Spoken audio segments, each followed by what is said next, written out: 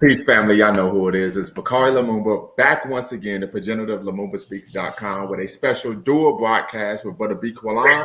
Y'all know who it is. It's Bakari Lumumba back once again at progenitor of Lumumba. Somebody's going to need to turn their YouTube off. All right. Well, we're going to be discussing a rather provocative topic once again. Should African people engage in allyship? But before we get started, you all know we have to go over some of the ground rules, right? So we know here we believe in diversity of thought. So if you have a dissenting opinion, you're more than welcome to come be part of the conversation. We want a dissenting opinion. We do not want to create a echo chamber, right? Secondly, no racial epithets of any kind, irrespective of the person's political or ideology or geographic place of origin. Number three, as we always believe in, facts over feelings, right? We want to attack the argument, not the person. And of course, last but not least, you cannot make any claims that are fundamentally false. I also want to start with this disclaimer by stating my mission at Lumumba Speaks is not to vilify or to exonerate any person or concept or idea, but simply to challenge conventional thinking and re-examine what has previously been accepted as fact. So we're going to jump right in. We have the link in the chat if you want to be part of this conversation. We are expecting to have a robust, intellectually rigorous conversation where we're going to be asking the question, and it will be answered, should African people engage in allyship? As many people know, particularly on the left, right, there's this huge push for African people, Black people, to engage in allyship. Many people have written rather vociferously regarding the supposed benefits of African people engaging in allyship. But I will start off right with my little bully pulpit stating that we know there have been a number of Pan-African leaders in that great line of divine, that is the Black radical tradition of audacious self-assertion, that have asserted that absolutely not under any way, shape, or form should we engage in allyship, particularly when it comes to allowing others to join Black or African organizations that have been created for, of course, liberation, particularly Kwame Ture. Malcolm X, as we know, even mentioned this in his autobiography after he had traveled to Mecca in Africa on several occasions. And then, of course, Queen Mother Sada Shakur, who's still doing her thing and living a revolutionary lifestyle in Cuba. So with that being said, I'm going to share just a little bit on my thoughts, and we're going to open things up to the panel. So first and foremost, as you know, I always like to undergird my positions with scholarship and literature. So I have here my son's 7th birthday present, which of course was the autobiography the autobiography of Malcolm X. And Malcolm X states on page 376, this is chapter entitled 1965. He states that where the really sincere white people have got to do their proving of themselves is not among the Black victims, but out on the battle lines of where America's racism really is, and that's in their own home communities. America's racism is among their own fellow whites. That's where the sincere whites who really mean to accomplish something have got to do their work. He argues that even the best white members will slow down the Negroes' discovery of what they need to do, and particularly of what they can do for themselves, working by themselves among their own kind and their own communities. He goes on to state that anytime white people join a Black organization, he says, you watch, pretty soon the Blacks will be leaning on the whites to support it. Before you know it, a Black may be up front with a title, but the whites, because of their money, are the real controllers. So those are Malcolm's views, of course, on supposed allyship. And I also want to touch on this concept known as the 6 kinds of white liberals. Dr. Malana Karinga, and I'm going to share my screen here so you all can see this information, who created, of course, the US organization. This was a book written by Dr. Scott Brown entitled Fighting for Us, Malana Karinga and the US organization and Black cultural nationalism. And in the text, they talk about the 6 kinds of white liberals, according to Dr. Karinga, right? And according to Dr. Karinga, the 6 kinds of white liberals are, and I'm going to, of course, list them off, the faddist. Dr. Karinga argues that the faddist is simply someone who is involved in the do so. And he gives an example of the hippie movement, right? I think nowadays we see anarchists, right, just Brother showing up Lumumba, to you protest froze and there for a engage. second. Okay. Yeah, Am start I good from now? because I really want to hear this. Yeah, you're good Yes. now. I really want to hear it. So start from the Okay. first Okay, very good. type So of one of the things that Neanderthal. I'm sorry. So one of the things they mentioned in the US organization regarding the 6 types of white liberals was the first is the faddist. This is the individual who is simply involved in a non-hegemonic movement simply because it's socially popular to do so. Back in the day, a great example was the hippie movement. Nowadays, we see anarchists. They don't give a damn about Black Lives Matter. They don't care about Black liberation, but they show up and they engage in what destructive behavior just because that's what they're into doing, right? But we're the ones who get the blame, right? The second was the rebel.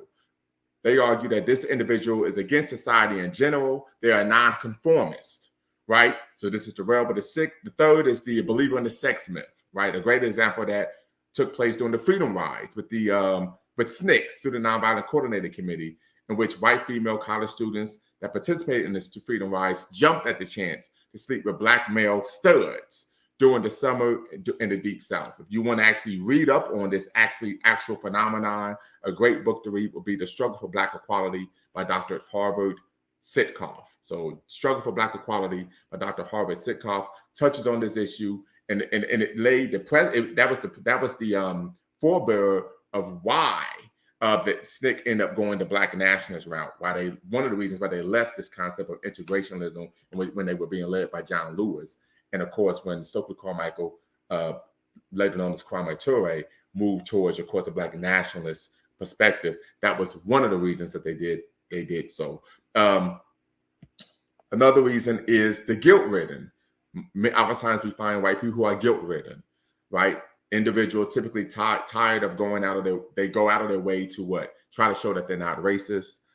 We know about paternalistic liberal rights, right? A good example, if you ever want to read some literature on that, would be White Man's Burden by Rudyard Kipling, right? So these paternalistic whites tend to go around acting like Black people are children, and we don't know how to solve our own problems, and they have to help us do so. We typically see this in many liberal organizations and in higher education. And then, of course, last but not least, when we talk about the 6 kinds of white liberals, is the expedient, right? This is one who actually economically benefits from being a white liberal. So think of someone like Tim Wise, the author of White Like Me, Dear White America, Letter to the New Minority, right? This is expedient liberalism that could bring fame, notoriety, and oftentimes what economic benefit if leveraged correctly. So those are the 6 kinds of white liberals.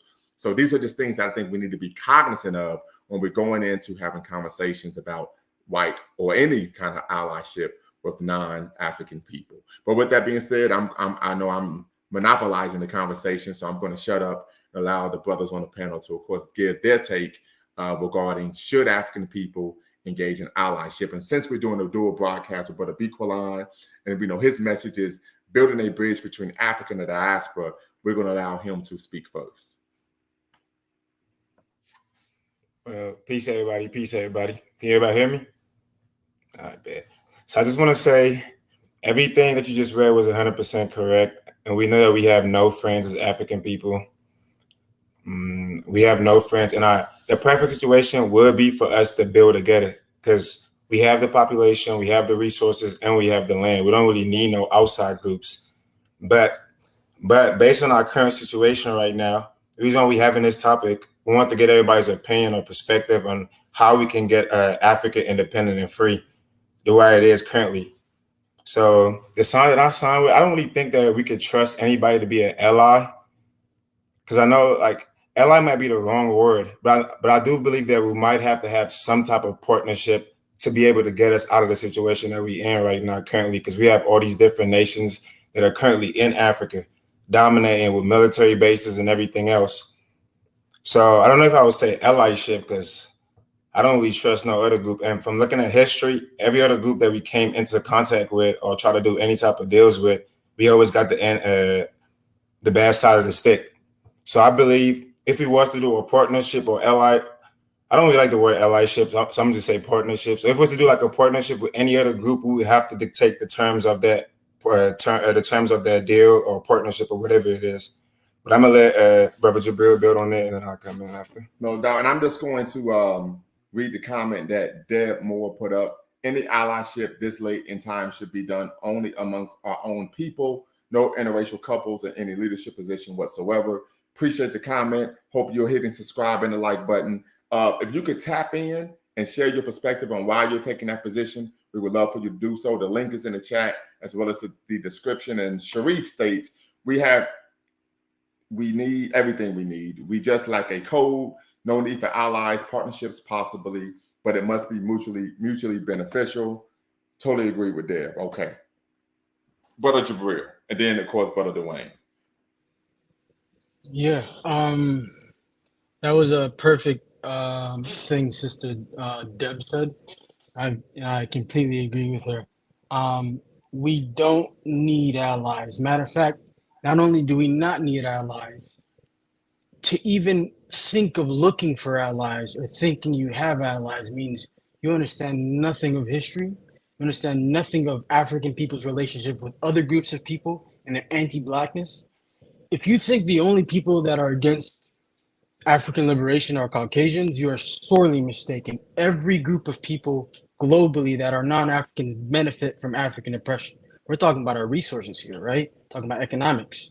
Off of that alone, any group of people that would do that, would even attempt to assist, would think about getting something out of it. And to even, and this is me and brother JR, brother Dick and Line, we have had multiple debates about this. We agree 90%, right? And where you lose me at is we might need partnerships. And these brothers are smiling because they were in that conversation. I don't agree with that. I believe all we need is ourselves. We don't need anything else. We have all the resources. We have over 2 billion people globally. And yeah, that's where I stand on that. To even think about that, to even think about needing allies, where that comes from is you don't believe African people are well enough or good enough to be able to get liberation on their own. It's coming from a place of lack. It's coming from a place of not thinking we're good enough, period. And that is something we deal with as African people. We think we're not good enough to do anything, right? Generally, our people suffer from that self-hate, right? So I think we need to be clear about that as well. I believe Africans only need Africans for our liberation. And to even think about getting allyship, you're actually hurting your chances of African liberation. Shimmy 7 says, in order to have an ally, we need to be able to, for ourselves, take control of our own resources and strengthen our economy. But Sharif quotes Dr. John Henry Clark, as well as Africa, the not so dark continent. As we know, Dr. John Henry Clark taught us that we have no permanent friends or permanent enemies, only permanent what? Goals. What? So with that being said, Brother Dwayne. All right, so you know I'm about to bring a historical perspective on this one, but I think when you look at the history of African people and our relationship to other groups, typically any type of alliance that we enter into with these other groups all end the same way. And one example that we actually spoke about, Arabs during the 1960s, it was a period of anti-colonial struggle all across the world, and during this period, Arabs as well were waging a struggle against colonialism on the continent. So certain Pan-African leaders like Kwame Ture, Kwame Nkrumah, Malcolm X to a certain degree as well, were kind of looking at Arabs in North Africa as potential allies in the struggle against colonialism. And you had Arab leaders such as Nasser and Ben Bella who were even Pan-Africanist. And the Pan-African period within the Arab world was not very popular and did not last very long. So the situation was Africans and Arabs had a temporary alliance against colonialism, and emerging from that colonial period, we went right back to the typical situation of Arab racism against African people, Arab oppression against African people, and there was even a revolution in Zanzibar against the Arab rule that was oppressing Africans on the island of Zanzibar. So that's one example. Another example that's also contemporary to that time period was Africa's relationship to the Soviet Union, African people's relationship to communists. Now, communists, had the view that race is not as important in the struggle for liberation. What's really important is class. So we should put aside our racial differences and unite in this great proletariat, this great working class revolution against the capitalist oppressors.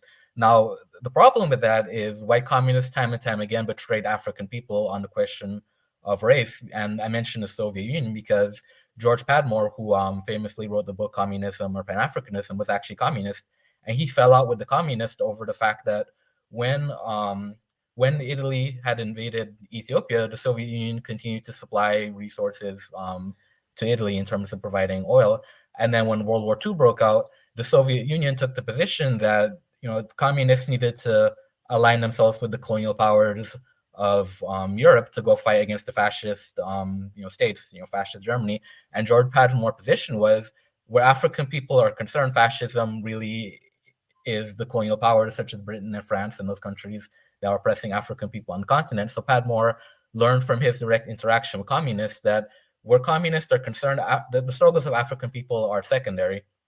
And that had always been the problem that African people ran into in our relationship with communists. That communists claim that this is a class struggle. We need to unite on the basis of being working class oppressed people. But African people found out time and time again that communists really weren't interested in waging a Pan-African struggle to liberate African people from colonial domination, because at the end of the day, the white communists had the same objective, the same goal to dominate and to rule the world. And that's essentially what the Cold War was. The Cold War was a conflict between two global white European powers, and African people end up being a proxy for both sides of that conflict. So, and that lead me to my point about alliances. I don't think we need to enter into alliances from the standpoint of entering into an alliance thinking that we're working with people who are interested in the liberation of African people. Any type of relationship or partnership we enter into with certain groups of people, we have to recognize that these people could very easily turn on us if it's in their interest to do so. And a historical example of this that I love to give is the Haitian Revolution. One aspect of why the Haitian Revolution succeeded is because Toussaint and the leaders of the revolution were very great at playing the European powers against each other and exploiting those divisions. Now, that wasn't necessarily an alliance that they entered into. Toussaint didn't look at the French or the Spanish as allies necessarily, but what he did was, when the revolution began, it was a revolution against the French slave owners on the island. So he aligned himself with the Spanish because he recognized that at the time the Spanish and the French were fighting over control of the island. And he worked with the Spanish up until France abolished slavery. Then he quickly turned on the Spanish and aligned himself with France, because at that time, France was advancing a position that was in the interest of Haitian people, that being the complete abolition of slavery. And Toussaint was aligned with France to the extent that France was going to uphold the abolition of slavery. Once Toussaint realized that France was going to turn on that and France was going to re-implement slavery in Haiti once Napoleon took power, Toussaint then went to the United States to seek support from America in this war against France. So you see, he's jumping from Western power to Western power based on which power in that particular moment can serve the interest of the Haitian people.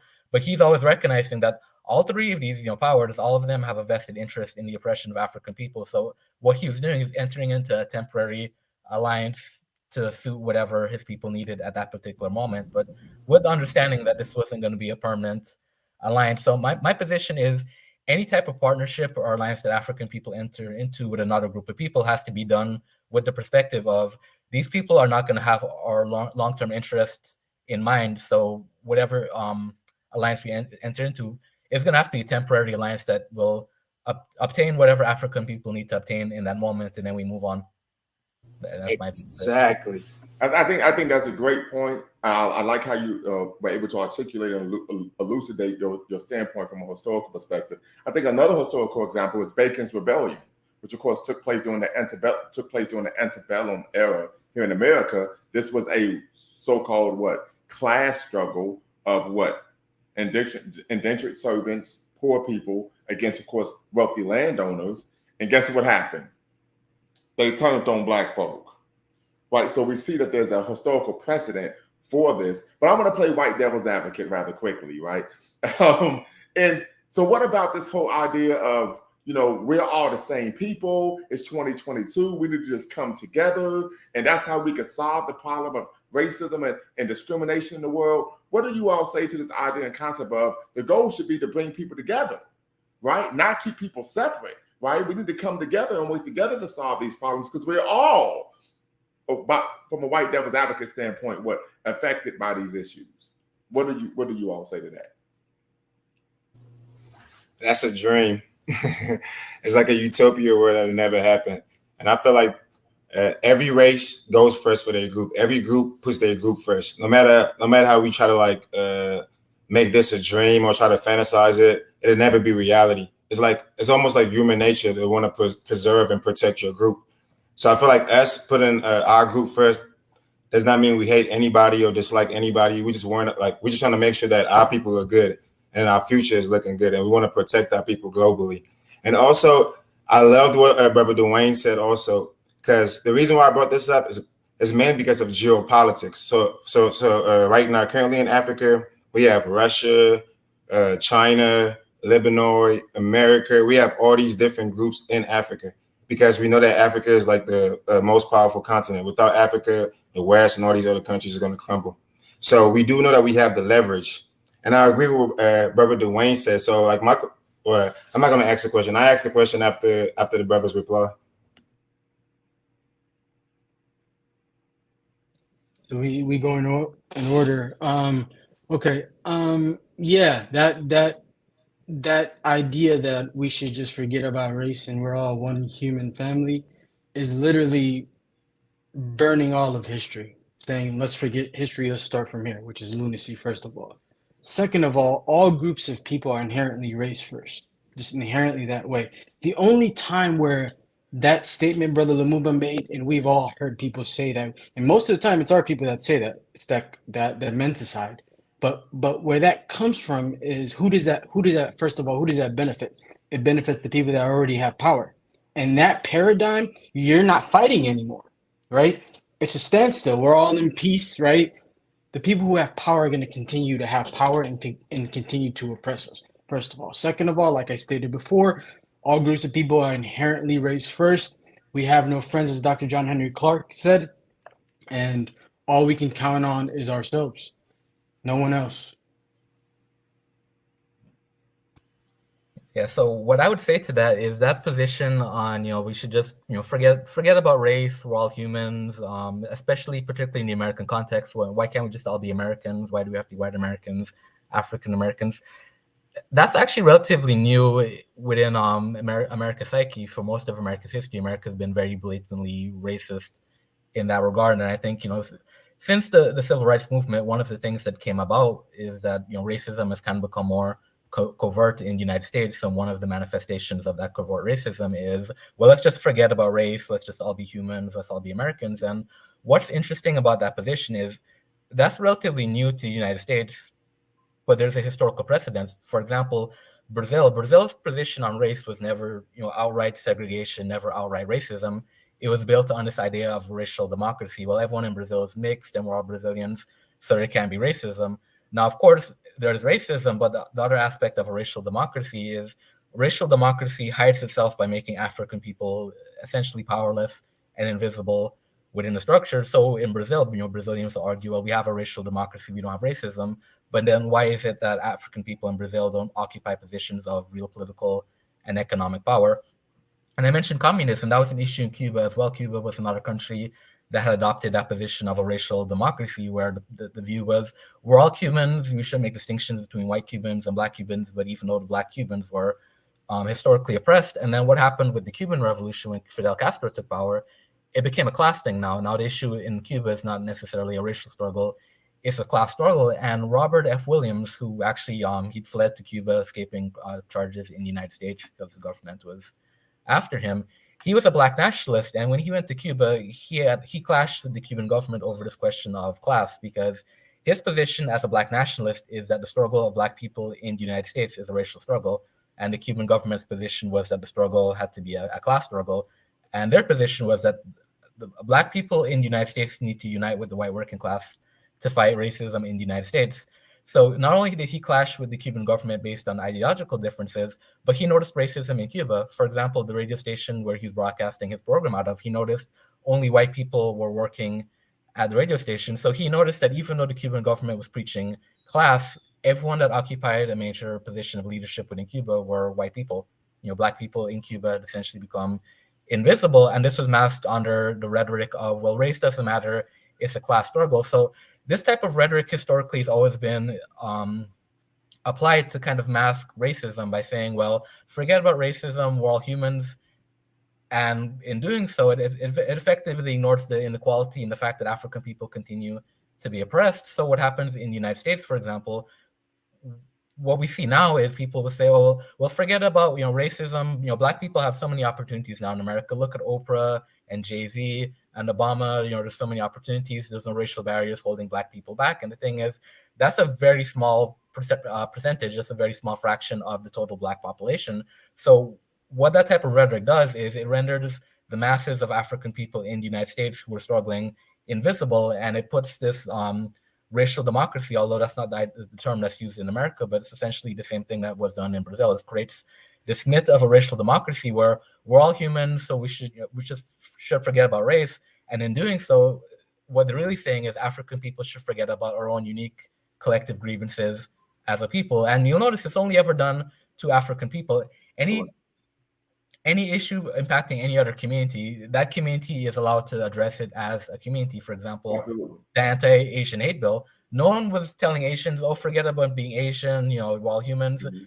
They came together, expressed a collective grievance as a community, and it was addressed as such. And even taking race out of it, obviously, when we're dealing with gender issues, people have no issue in the United States recognizing, the validity of certain gender issues. So when we're dealing with feminism, you don't typically see the argument of, "Well, we're all humans, let's forget about gender." Or if you're dealing with LGBTQ issues, you don't hear, "Well, we're all humans, let's forget about sexuality." So I've noticed that's only ever done for African people. African people are the only people who are told to just forget having an identity and just be human. Mm-hmm. And I think another example that you can find is even when it comes to History Month. People are always, why does there have to be a Black History Month? Right? Why can't this be History Month? But no one says that about what? Jewish History Month, Latino History Month, LGBTQ History Month, Filipino History Month, right? So no one, or even Women's History Month, right? Which is in March, which is right after Black History Month, right? So I always tell people, if that's your position, I would expect you to be consistent across the board and do what? And to keep that energy for every other identity group as well. But we know that doesn't happen. Yeah, but I'm gonna because we're looking at, of course, anti-Black racism. Yeah, I'm going to make one last point off what you said about History Month, because that's a great example. And the interesting thing is we don't look at the fact that the default setting when it comes to history in schools is white history. I mean, I remember in high school that is the default. Absolutely. Yeah, when we did world history in high school, world history is basically European history, and I was so indoctrinated that when we got to the part with the plague, I was thinking like it was this great global plague that was wiping out millions of people across the world, and it was only after the fact that I realized this plague was just a European plague. Right. Like they really had me indoctrinated to think that European history was world history. So again, the default setting in the United States is always whiteness, white culture, white history, white identity. Right. So when they're saying forget about race, what they're really saying is forget your African identity, forget your Black identity, and accept the default whiteness. Absolutely. And Taj Yah says, "Who here does not know that we are Hebrew Israelites?" Brother, I think this is the wrong channel for you. We are unapologetically African and proud of it. None of us want to claim a lineage or heritage linked to a number of illiterate, powerless nomads. So I'm just going to make it plain. So if you're into that, you're going to have to find another channel, brother, because that ain't happen here. Over here, we bet on Black, not Hebrew. All right. Who's up next? So real quick, Shimmy7 says, the FBA movement is a divisive movement. It only came into existence to challenge the citizenship of other Black Americans, telling other Black folks that you're the original slaves. It's not pro-Black. Understood. So listen, you all are, of course, sharing your comments and your comments here. You can tap in and be part of the conversation as well. The link is in the description. I'm gonna put the link in the chat as well if you would like. Yes, and of course, this live stream will be saved to our channels. You're watching a dual broadcast with Lumumba Speaks, but it be Quillan. Make sure you go to both of our channels, like, subscribe, and share, and hit that notification bell. So I just had a question to bring everything back full circle. And I do agree with everything Brother Dwayne said. If we was to do like a partnership, it had to be something that's temporary and where we control it. So the reality right now is Africa is going to become a superpower in the next like 10 to 20 years. It is going to become a superpower. But the problem is we're not really going to own or control anything that's significant. And that's the problem right now. So my question is, how can we use these allyships that we have currently, which I don't agree with, because we have allies right now with America, China, and all these different other groups, which I don't agree with. But I'm asking the audience, how can we use like these partnerships or allies, whatever it's called, to actually get Africa independent and get these other groups out? Something similar to what our Haitian brothers did, to where we can use both groups, because we know that they all need Africa. For example, America, China, and Russia, they're currently competing. They're competing to get influence and control over Africa. So how can we use that? How can we use that leverage to our advantage to actually get Africa free and actually benefit our people and not just other outside groups? Yeah, brother. One thing I say is that Africa is not in no partnership with America. We're being colonized by America. It's neocolonialism. So maybe it's just the verb. Yeah, the term that we're using. Now, Africa definitely has partnership with other groups right now. The politicians are literally selling out the continent as we speak. They sign, like, for example, Congo and Zambia. They literally just assign like their supply chain, like doing the whole U.S. summit to America. So this is a reality. It's currently happening right now. Yeah, but brother, that's colonialism. That's neocolonialism. That's not a partnership. Those are two different terms. Partnership is we are aligned and we are trying to get something done. What you're noticing is puppet leaders, right, brother? Puppet leaders and puppet governments that were actually put in place by America, by the West, so they can funnel those resources. That's not a partnership, brother. But I just think the terminology is what's throwing me off. That's it.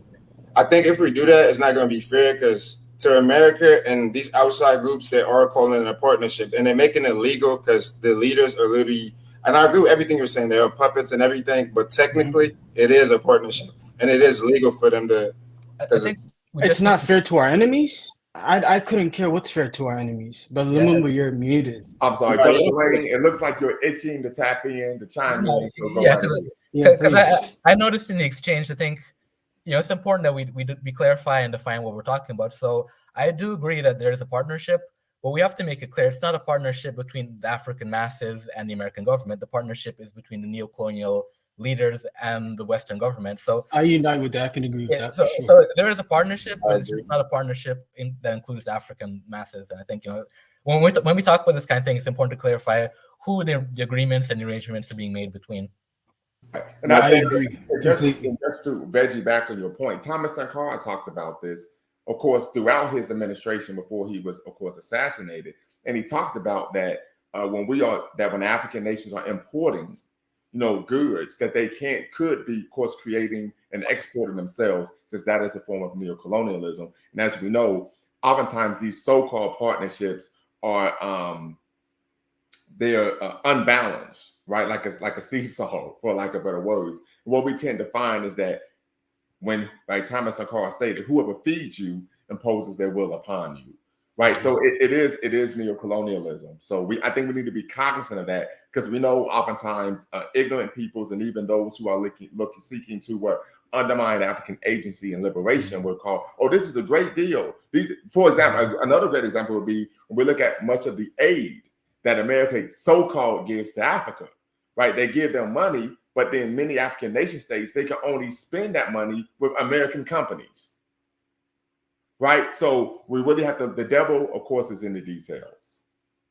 And I agree with all that again, but I feel like we keep kind of missing what I'm saying, guys. We don't have as much time as y'all think we do. We literally have about a decade or 2 decades before Africa is literally recolonized again. So I'm saying I agree with everything y'all saying. We have all these puppet leaders, but I'm saying, what are we gonna do?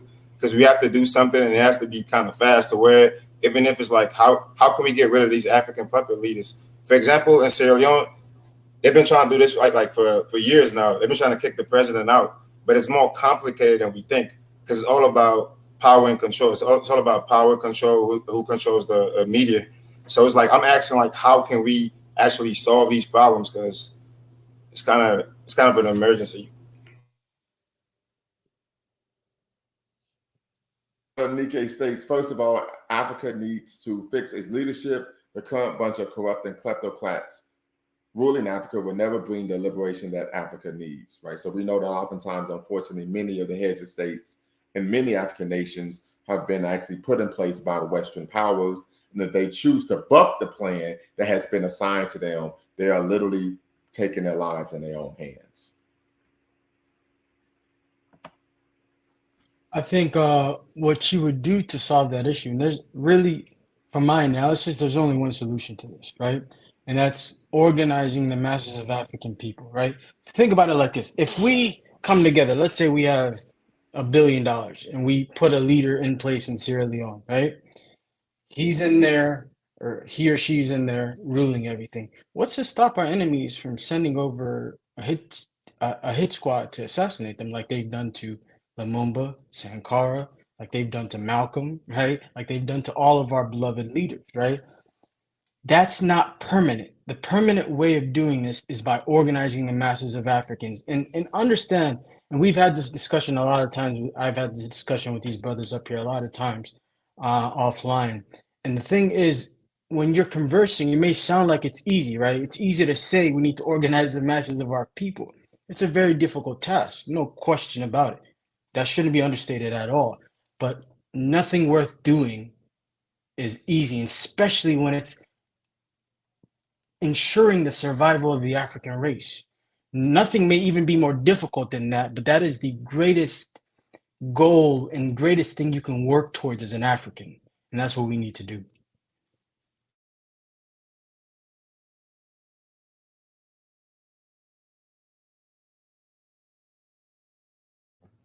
Would you like to add, Brother Dwayne? Yeah, I'll answer the question that you raised about, what can we do about Africa's current situation with the leadership. And, I'll say, looking at certain developments taking place on the African continent over the last several years have actually been very encouraging to me. And I think we don't get a sense of that in the Western media, because the Western media typically doesn't cover what goes on in Africa. But, people would be surprised to find out that in the last several years, African people have actually overthrown quite a few dictatorships. I'm talking about, popular mass uprisings that have, toppled dictators. We were talking to Thomas Sankara, the man who killed Thomas Sankara, Blaise Compaoré. He was overthrown by a popular uprising in Burkina Faso. So within the last several years, we've seen popular uprisings on the continent. Some of them have toppled dictatorships.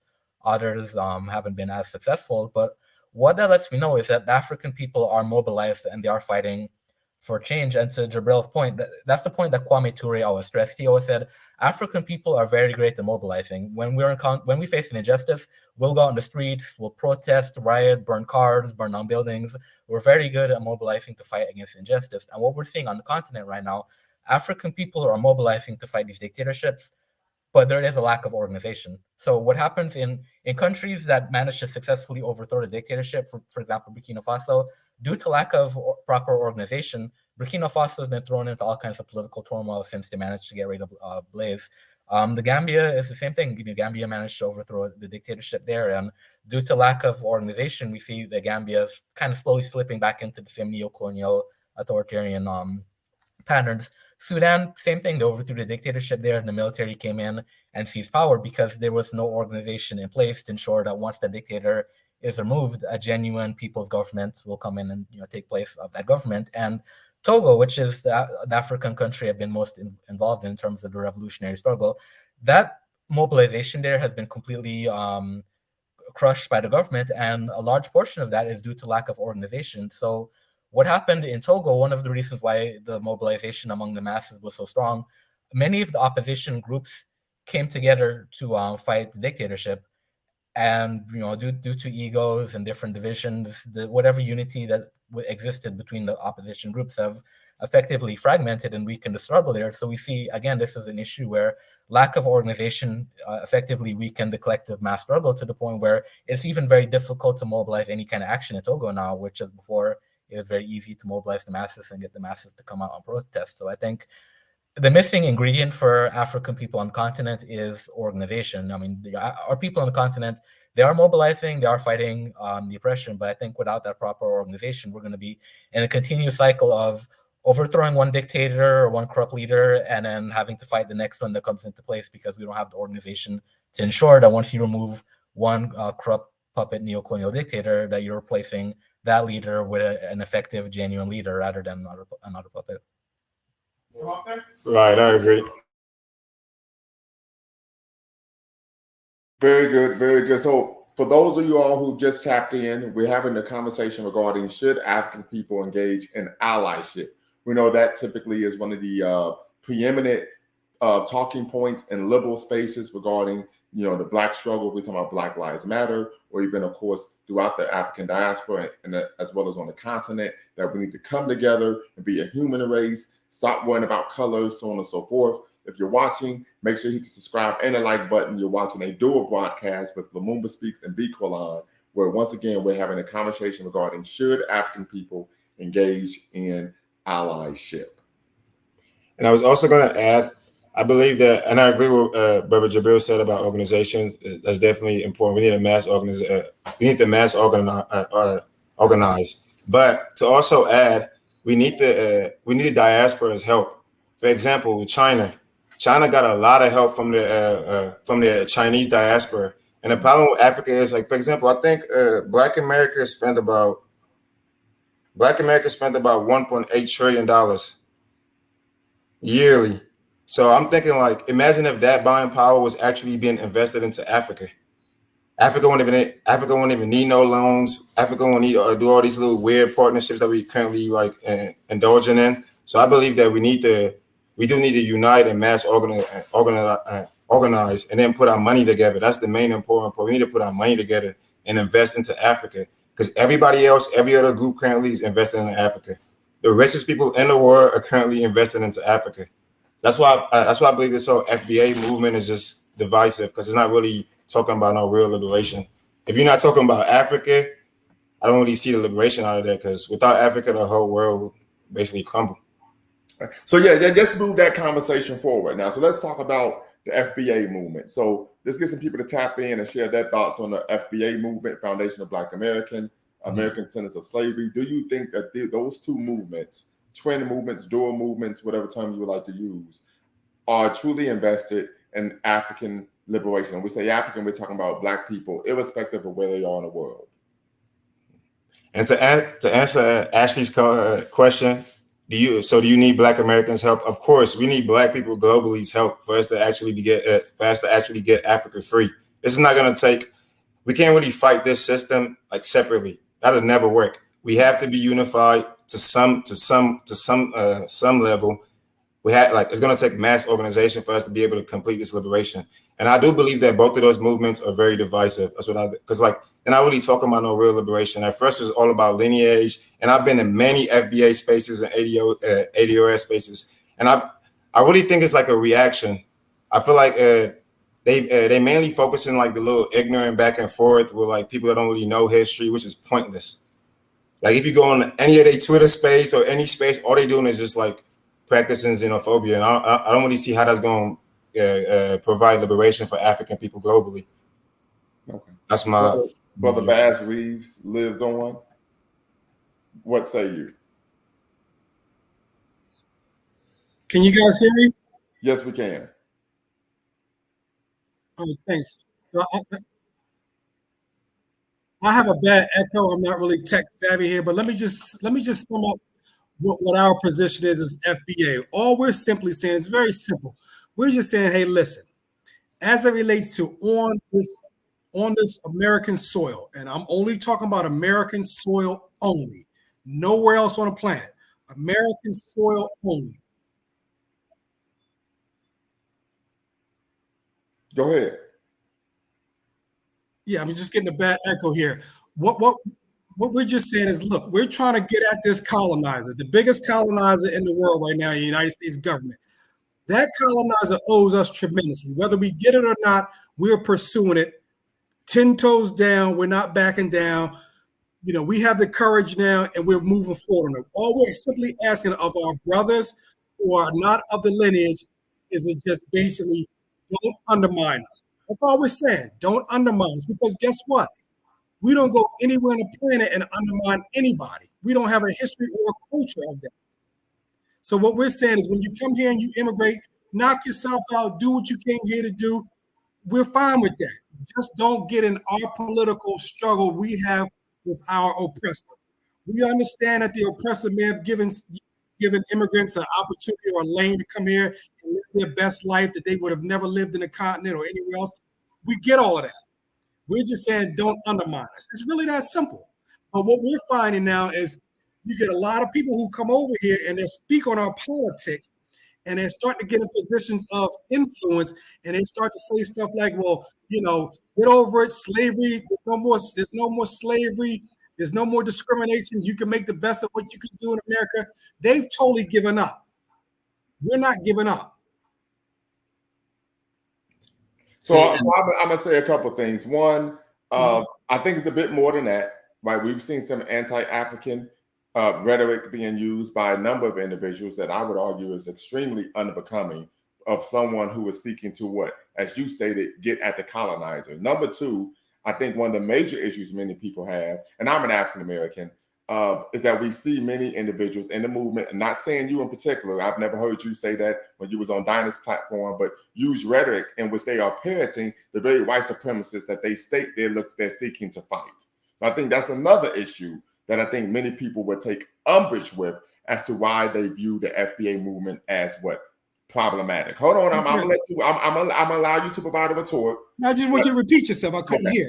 Okay, I said it. One of the issues many people take umbrage with the FBA ADOS movement is the fact that they find many of the individuals who have taken on this movement signifying and parroting the very anti-African, anti-Black rhetoric of the colonizers that we're supposed to be fighting against. So I think that's one issue. I think a third issue we have to look at when we talk about undermining. There isn't a history of African or Caribbean immigrants coming to America and undermining Black liberation struggles. There isn't a history of that. However, what we do know is there have been some Black and African immigrants who have come to America and been put in positions of power by the white power structure, just like African Americans have been put in positions of power by the white power structure, and they work to what? Do harm to African people, irrespective of where they are in the world. The last issue point I would make is that Kwame Nkrumah taught us that if we are vaguely nationalistic in our approach to defeating white supremacy, rather than Pan-Africanist in origin, we would simply be used against each other like pawns on a chessboard. And FBA pushed the rhetoric of them trying to delineate from Africa, which is literally suicide. So you guys are like, African Americans are about 13 or 14% of the population. Do you really truly think that you can defeat this whole system of white supremacy with 13 or 14 population? 13, Let me say this. 13%. Yeah, 13%. Listen to me. We've always been outnumbered on these lands. We've always been undermined by other groups. So we've always been a numerical minority. That's what I think a lot of Pan-Africanists don't understand. We've always been a numerical minority, and we fight. We don't run. We don't have a history of running. Well, what's up? Hold on. Stop. No. Listen, on my channel, I do not allow people to make claims that are patently false. So I'm going to stop you right there, and I'm going to correct you, and I'm going to tell you why. First and foremost, whenever African people or Caribbean brothers and sisters come to America, we accuse them of running. The claim that you made of African Americans not having a history of running is patently false. The first African American to repatriate was Paul Kufi. We had a large segment of African Americans go to Haiti after the Civil War. We had a large segment of African Americans go to Liberia and Sierra Leone. Not Liberia. There was a few that went there, and that got shut down. Right, and then we had, of course, in the Garvey movement. So there's been a history of African American repatriation. In fact, I actually have a book up here entitled "Why African Americans Left America and Went to Africa." So this whole concept of we not having a history of doing that, we've seen significant movements. Well, what I said is we don't have a culture of that. No, first off, you said we do not have a history of doing that. Well. Let me correct my words. No. I will let you finish, but as I stated, I do not allow people to make claims that are patently false on my platform. And what I'm stating, let me clarify. Hold on. There is significant scholarly literature, and Brother Dwayne is the resident historian, he could back me up on this, of African Americans every century, literally in every generation, seeking to leave America and go back home or somewhere else. So the claim that you made is patently false. You could provide a retort. I'm going to clarify my words. Maybe I shouldn't have used history. We don't have a culture of that. Here's the deal. For centuries, we've always could have gone to Canada. People forget that. There were a lot of African Americans that went to Canada, particularly after the Fugitive Slave Act was passed. Say this again. After the Fugitive Slave Act was passed, a very large population of African Americans moved to Canada. So what kind of numbers are you talking about? So once again, you're making a claim that is patently false. And that group was led by what? Martin Delaney. They had a conference in Cleveland after the Fugitive Slave Act was passed, and they all said, we got to get the hell out of here. Yeah. So what I'm saying, you're making a claim that is patently false. Listen to me. That's fine. You can speak that. What kind of numbers are you talking about? You talking about 1,000 or a few thousand? I'm talking about thousands. I'm talking about the tens of thousands that were financially, economically able to left. Just like we had what African Americans leave the Deep South, and they went engaged in what 2 great migrations. Because they were. Let me say this. Everybody does that. Everybody in the world. Hey, if we're dealing with a situation, even if they left, here's the deal. For argument's sake, let's just assume what you're saying is true. Oh no, it is true. There's no assumption. Let me finish. No assumption. Even if they left, they still didn't undermine the people who remained. And no one's undermining. What you're talking about are puppets in the African immigrant, African Caribbean, and African American community who have been put in positions of power. Well, who do you think they let over nowadays? They do extreme vetting when they do immigration. Everybody gets vetted now. Everybody gets vetted. They're not letting in no Garveys or Malcolm X's anymore. All these people they're letting in now are being thoroughly vetted. Just take for example what that Haitian fiasco that happened at the border with Biden's custody and border patrol. 99.9% of those people are coming here for economics. They're not coming here to be reinforcements for us to fight against white supremacy. They're coming here to escape poverty. First and foremost. Absolutely. Secondly, when they get here, the first thing they're gonna ask them, what are you coming here for? We're coming here for economic opportunity. Are you coming here to basically turn up with these FBA? Oh no, FBA. Why would they say something like that? First off, a wise general doesn't discuss battle plans with the enemy. That would be nonsensical for them to say that anyway. Hold on. That would be nonsensical. They're not going to say that anyway. Hold on. That would be nonsensical. I know that.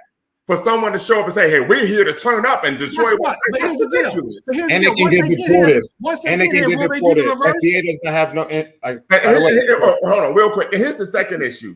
We also know that there's a reason why immigrants tend to not engage in radical political action the way American citizens do. And the reason I said there's a reason why immigrants tend to not engage in radical political action. And it's because they know that they would be deported. I know that.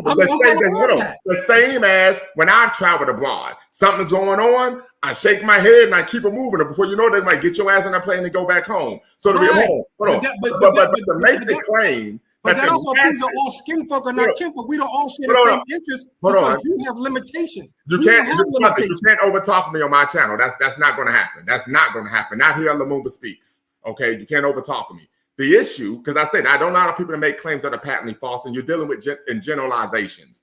You're making assumptions about entire groups of people without even having conversations with them because of what a few puppets have said in the mainstream media. That is absolutely ridiculous, and I would argue that is intellectually lazy to do so. Unmute yourself. Thank you. If what you're telling me is those people who are at the border, who are in abject poverty in Haiti, that all of a sudden they're going to come here and they're going to get their weight up, and then once they get their weight up, they're going to basically fight for liberation. When basically they're beholden to the people who let them here in the first place, that goes against their whole interests. They have a conflict of interest. Can I please explain this? All right, so most Africans that are coming to America, they're literally coming here for money. Most Africans that are coming to America, they come into overseas or the diaspora for money. They have families back. Let me break it down. They have families back home that are literally struggling. For example, let's say you come to America as a continental African, and then you get deported with no money back. Everybody's gonna look at you like you're literally like the shame of the whole family, because you made it to the promised land and you can't even help your family back home. And then another point is, okay, let's say these Africans come to America, right? And they start participating in all these movements, and then they get deported or put in jail. African Americans don't have no institutions or infrastructures that's in place to actually protect these people. That's another point also. But I feel like what you keep doing is you keep trying to make it seem like all the coons and the Negro pans are only Africans. This is a global problem. Most African Americans don't even agree. And most African Americans don't even identify as FBA. So you need to stop making it seem like this problem is only unique to Africans in the continent. This problem is a global Black problem, and that's the problem with FBA. You guys keep pushing rhetoric that's historically inaccurate and it's just false. We have major coons too. We call them out. We have major coons. We do too. We kick them out. We kick the presidents out. What are you talking about? On this soil. So much revolutions going. By the way, African Americans can never kick Biden out of nowhere. What are you talking about?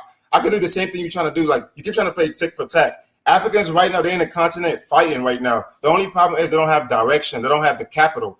This is where the diaspora is supposed to come in. Yes, this is facts. They're fighting right now. You have the richest land mass on the face of the planet. Oh, hold on. Wait. So what's your point by making? You made that statement. What's your point? My point is, hey, me personally, death is better than dishonor. Death is better than dishonor. Right, so I'm gonna stop you right there. So I'm gonna ask you this question. So you stated that you believe in fighting against the colonizer here in America. Right? You stated when you started your soliloquy that you believe in fighting against the colonizer here in America, correct? First of all, I was addressing it's a yes or no. It's a yes or no. You're not going to misquote me. You're misquoting me. I'm asking you. It's a yes or no. You say that. No, I'm going to explain. I was addressing Big Falon's point when he was talking about continental. And what I said was on your land that 90% of the people basically look like you, there's death before dishonor. That's what I said. And that's so what you ignoring the history of what's been going on in Africa. So like you just like erasing history. I want to make this point. Do you believe before Brother B. Quillan even spoke, when you first tapped in, you stated that you believe in fighting against, and actually wrote this down, the colonizers on this land. That's what you stated. Me in America, yes. Yes. And so the question I'm going to ask you is, what radical action have you taken to defeat the colonizer in America? What we're doing right now. No, hold on. I said, what have you done? What have I done? I'm glad you asked. I'm a practicing attorney, and I've been doing it for 26 years. Okay. I've been in the criminal justice system for 26 years. I used to be a public defender for many years.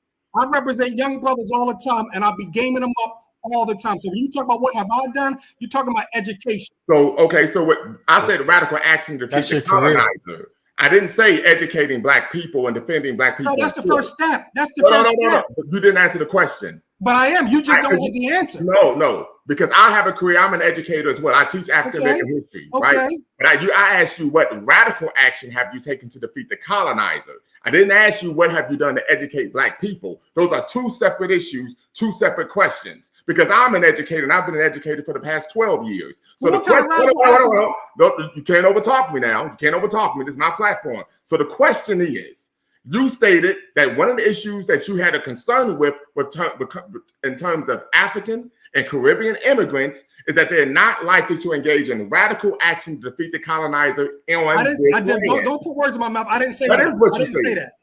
I didn't say that. Okay. What I'm saying is, you did say that, by the way. What I'm saying is, as we're pursuing our case for reparations, which is going to be a political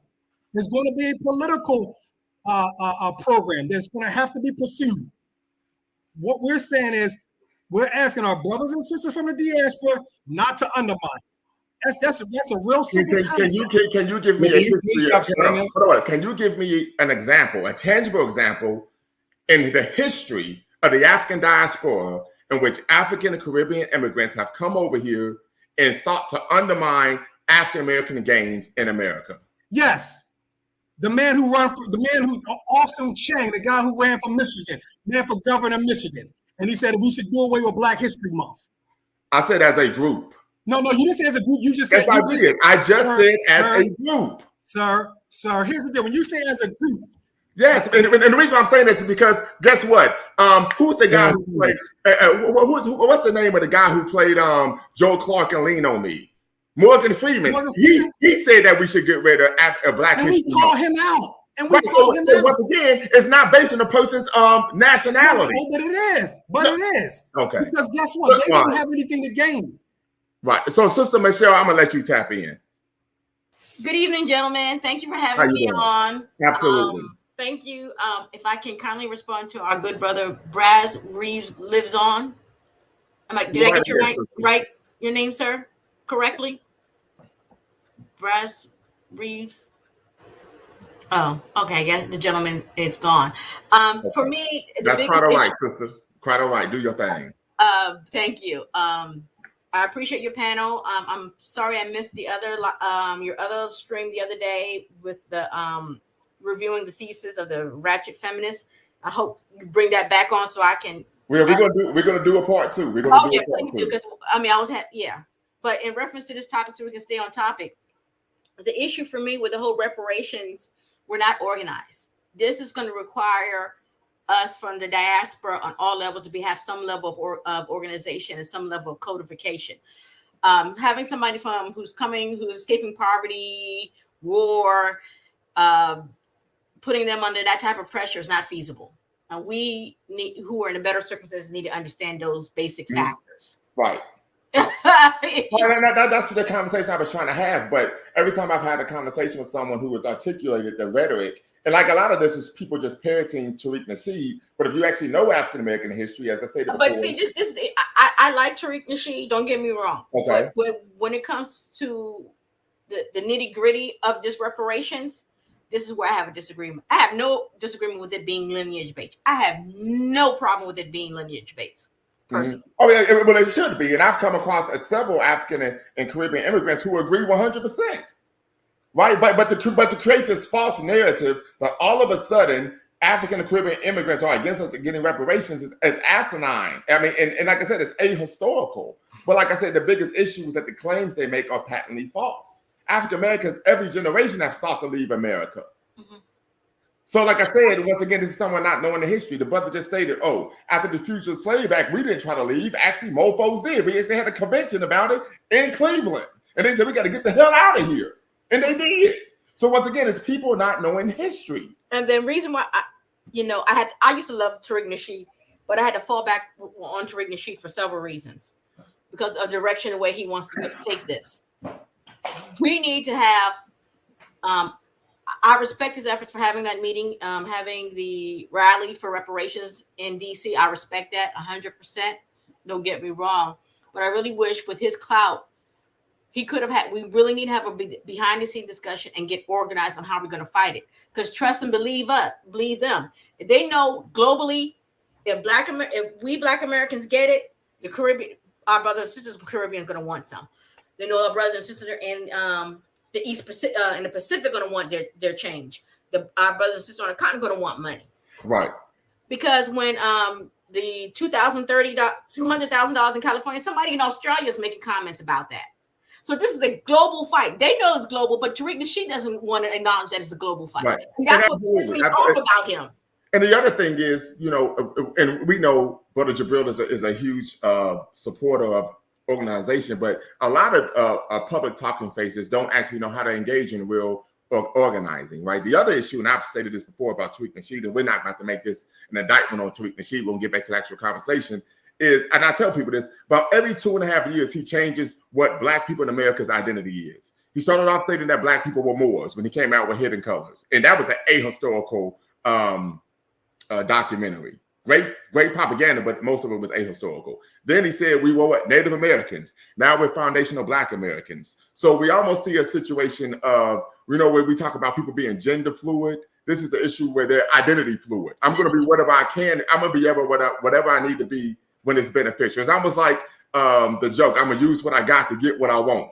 It's almost a Ronnie Ho quote. You want to be honest with you. And that's also dangerous because as we're pursuing this reparation claim, we need to have a clear definition. That's how they're going to operate in these international courts. Absolutely. It's like Sister Ash always states, it sounds like someone's scrambling to me. But I just want to bring up the book. I stated that I have the book in the Elder Lumumba Library. This is the book by Dr. Robert Johnson entitled Why Blacks Left America for Africa, Interviews with Black Repatriates from 1971 to 1999. So also when I was an undergraduate, I did a research project in which I was paid $5,000 to do a research project on the history of African American repatriation to Africa. So the claim that we don't have a history or a culture of dip setting, right, is something that is historically inaccurate. And I also believe that I feel like we're too kind of like a little thirsty for this whole reparation movement. And Black folks as a collective are not even mentally prepared. We don't even know what's going on. We don't know about finance. We don't know about geopolitics. We don't know how the world really runs. And then reparation means once they give you reparation, that means that, yeah, you're good. That means you have to start doing everything on your own. That's what reparation also means. So I don't think a lot of like black people actually understand what this means. For example, let's say they cut you that little check they were trying to do in Cali. They cut you that check. That's not going to do nothing for the black community at all. All that money you're going to do is recycle right back to the white power structure.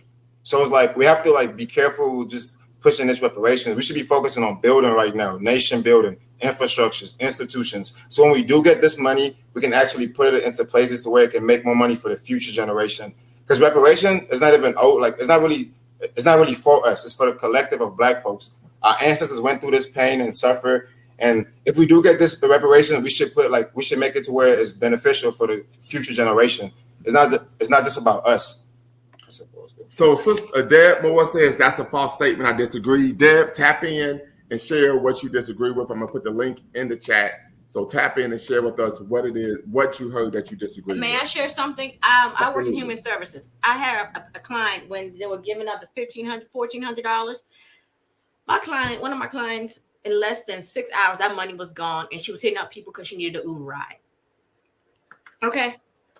So when I hear people say cut the check, do that, my eyes blow up because I know my community and I know what's really going to happen. Yeah, it needs to be multifaceted. Absolutely, it's going to have to be. I would argue. So Brother Sharif is saying, Bikwalana and Lumumba, are you guys freedmen? I don't know what you mean by that. So we're going to need you to tap in and if you could unpack what you mean by are we freedmen? Because I don't know what you mean by that.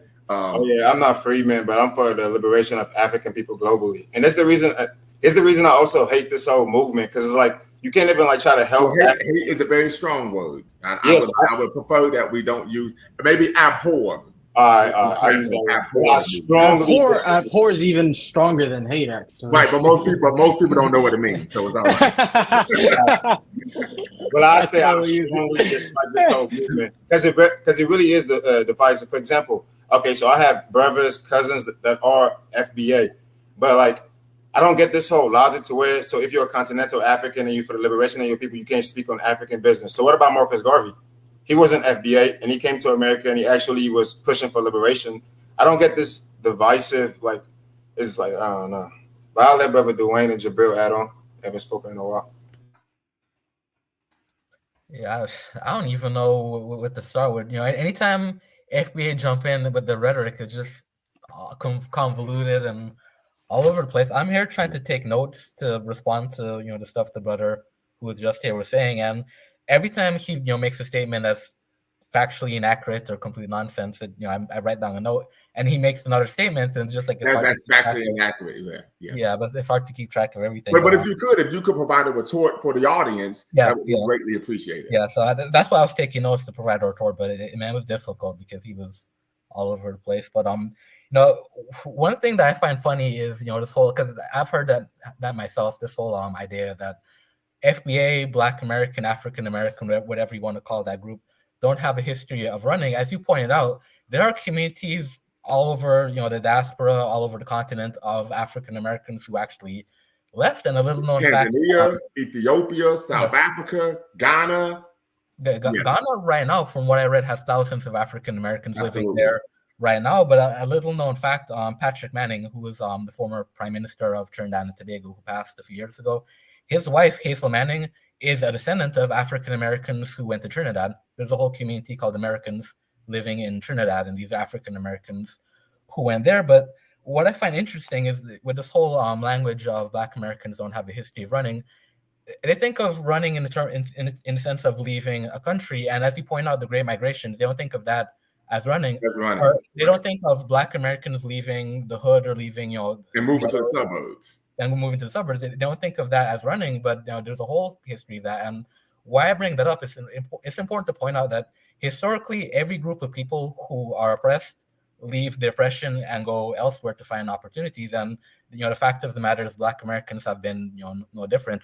Wherever Black people in the United States have been oppressed, even if they're not necessarily leaving the country, they're leaving that particular location, trying to go to a different part of the country to find opportunities. So African people, I mean, and that's just African people. When you look at the history of the African continent, there's continuous migrations all over the continent. You know, one of the reasons why the African continent is so diverse in terms of the ethnic groups that the continent has is because that's who we are as a people. We're people that are very migratory.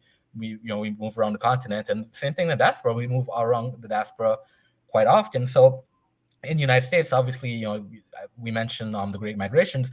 The Caribbean is the same way. I'm from Guyana, and I have roots in Venezuela, in Suriname. The former president of Guyana, David Granger, he has roots in Barbados. The current prime minister of Barbados has roots in Grenada. So one of the issues I have with FBA is they try to conflate nationality with lineage. And the fact of the matter is that Africans in the diaspora, regardless of what our nationality might be, we have lineage that transcends that nationality. Malcolm X, for example, Malcolm X was an American by nationality. His lineage goes back to Grenada, you know, through his mom's side.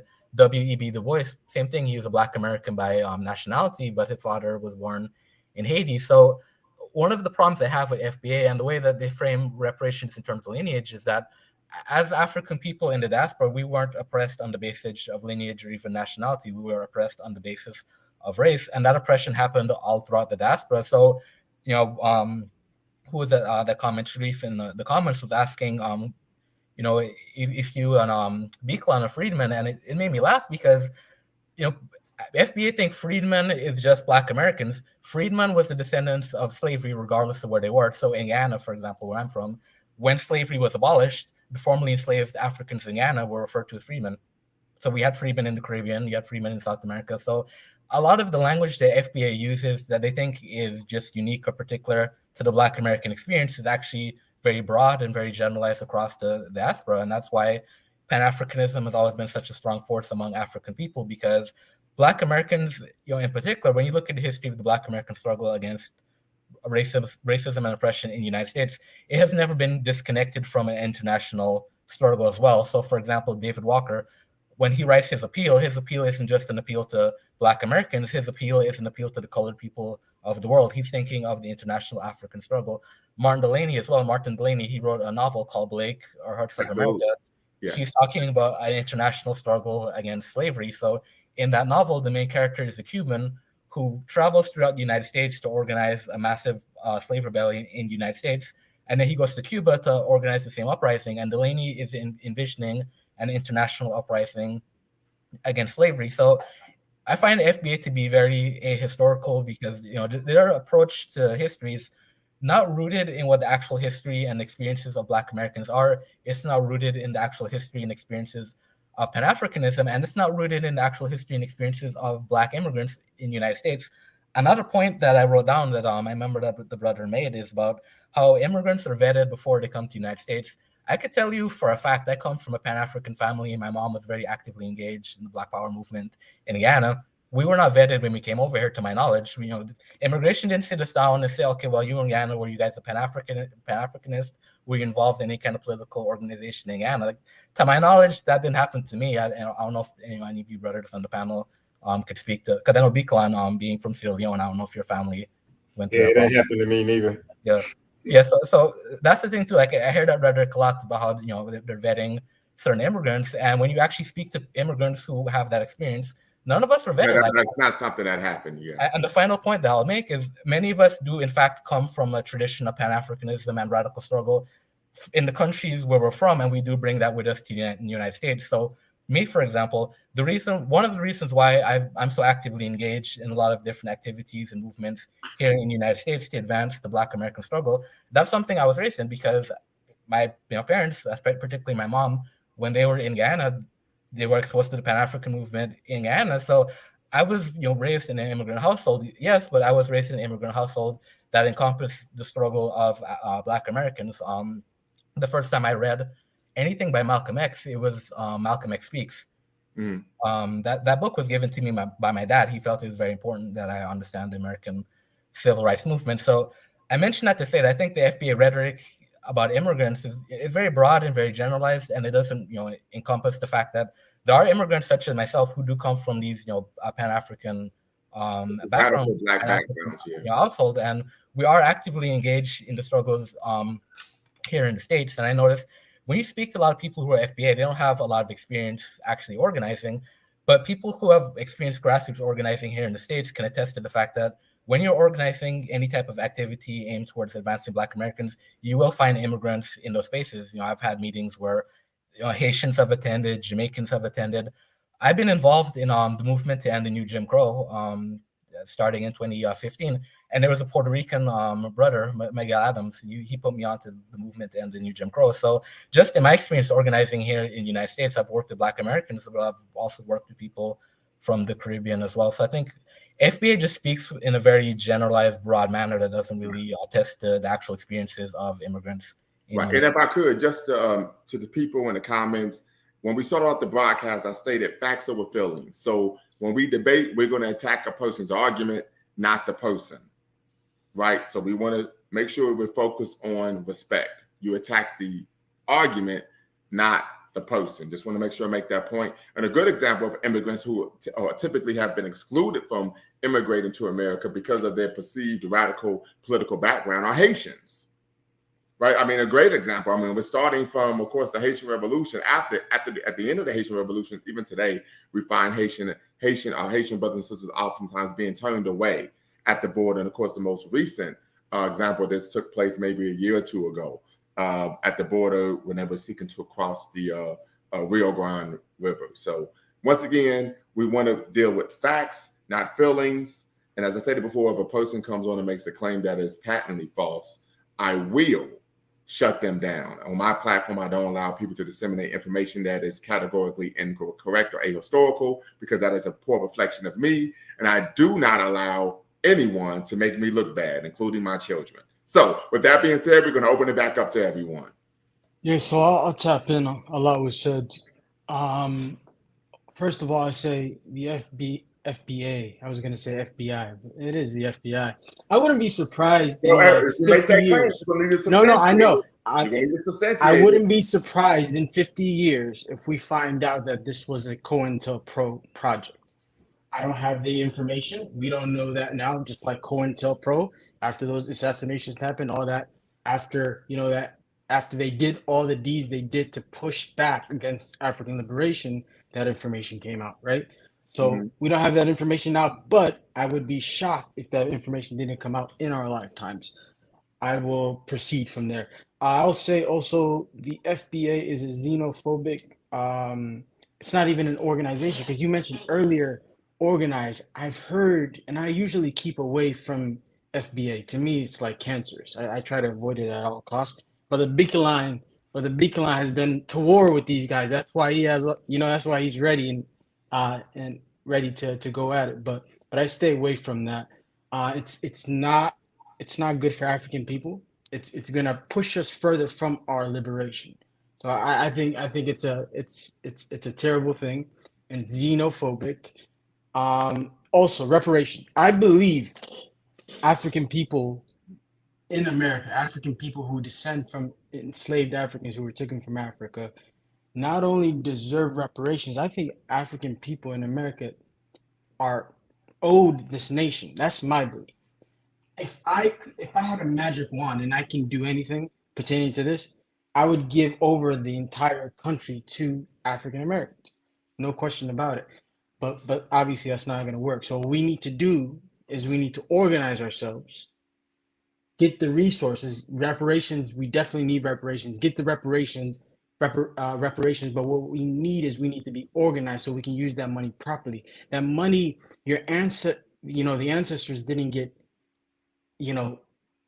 slaughtered, enslaved to build this nation, so you can put that money back into a European, company, right? That's not why they suffered for it, right? So that money not only belongs to the Africans who are living today, it belongs to the ancestors, it belongs to the Africans yet to come. So we need to use that money very wisely, right? So that's what I would say.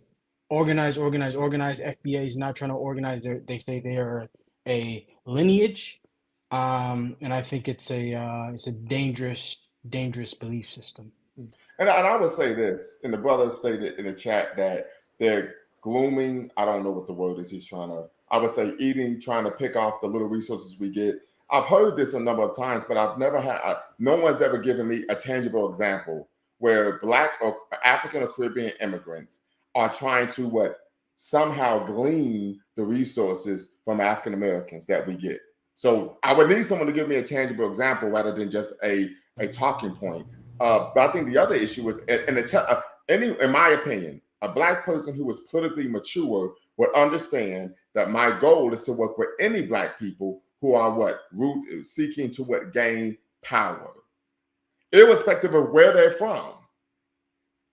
That is my perspective, and there's power in numbers. Like, I don't get this whole trying to divide. For example, if FBA was Willie with African, it'd have been foundational African Americans. If that's the case, it could have been that, but it specifically made it foundational Black Americans because they don't really want to identify with the African, and that's the problem. Like, I don't think they really realize what's really going on in the world, geopolitics, and what's really happening. So Black Americans, if we do not wake up and unify, organize, and really start building, we're going to become absolute in a couple of years. And they have this plan. They bring in all the groups. You guys are worrying about Caribbeans and Africans, while the Mexicans, the Asians, the Indians are all coming in large numbers and taking all the jobs and making all the money. And all they're going to do is replace you. In a couple of years, Africans like voting power, Black Americans voting power is not even going to be relevant no more.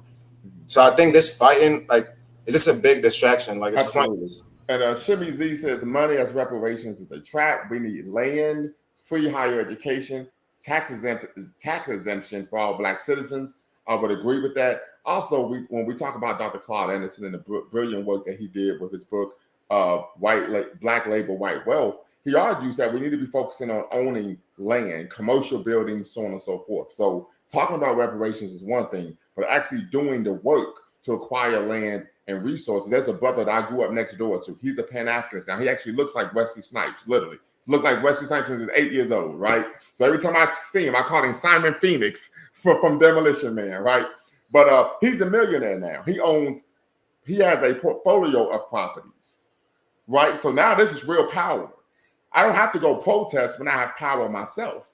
He's able to make moves. So I think one of the biggest issues we find, particularly in many movements with African Americans, is there's a failure the failure is they can identify that we've been victims, but they don't know how to move into being a victor, right? And being a victor, as Malcolm X stated, is you don't ask them for anything, because once they give you something, they can take it back. They gave us 40 acres in a mule, and they took it back. They gave us the right to vote. Then the minute they gave it to us, they started finding ways to take it back, right? They signed treaties with the Native Americans. Did they fulfill it? No. So the basis has to be rooted in African agency and self-determination. And that agency and self-determination must be twofold. One, it must be education, but it must also be rooted in creating institutions and owning land. And when I say land, it could be commercial buildings, real estate, etc., so that we can actually have something tangible to defend. I actually argued in my master's thesis that we have to move from just being reactive, right, and just always fighting against something, to having something to fight for, right? And I think that's the point. That's where we need to get to, where we have something to fight for. Brother Lumumba, yes, if I may add, please. One of the big issues I'm having right now, I live in the Washington, D.C. area, and we're getting... Shout out to the DMV, okay. Chocolate City. That's going to be history soon. We're being gentrified like crazy. Absolutely, yes, I know. Aggressively gentrified. I work with persons. What killed me, I met a lady. I work with a lady she's one of the first Black families to buy a home in this particular community. Mm-hmm. Had 3 kids, but they couldn't agree. So they ended up selling a house. So a new demographic bought the house because the family just couldn't agree. And that's the issue I'm having. With our foundational Black America, what are they doing just to sustain a basic family? Look, you got to go to the court system, which is a joke. We need to get back to basics. When my girl Shanita is dating Taekwon, okay, who's Taekwon? Where's this situation going? Because guess what? You're human. You're adults. Things happen. So if something comes out of this relationship, we need to know who's going to be responsible for what. I'm not saying get married and all that, jump the broom, but we need to have a level of accountability for our personal relationships, because that turns into so much more at the end of the day. But however, you got feminist crap. That's why you should have been part of the previous. I'm telling you.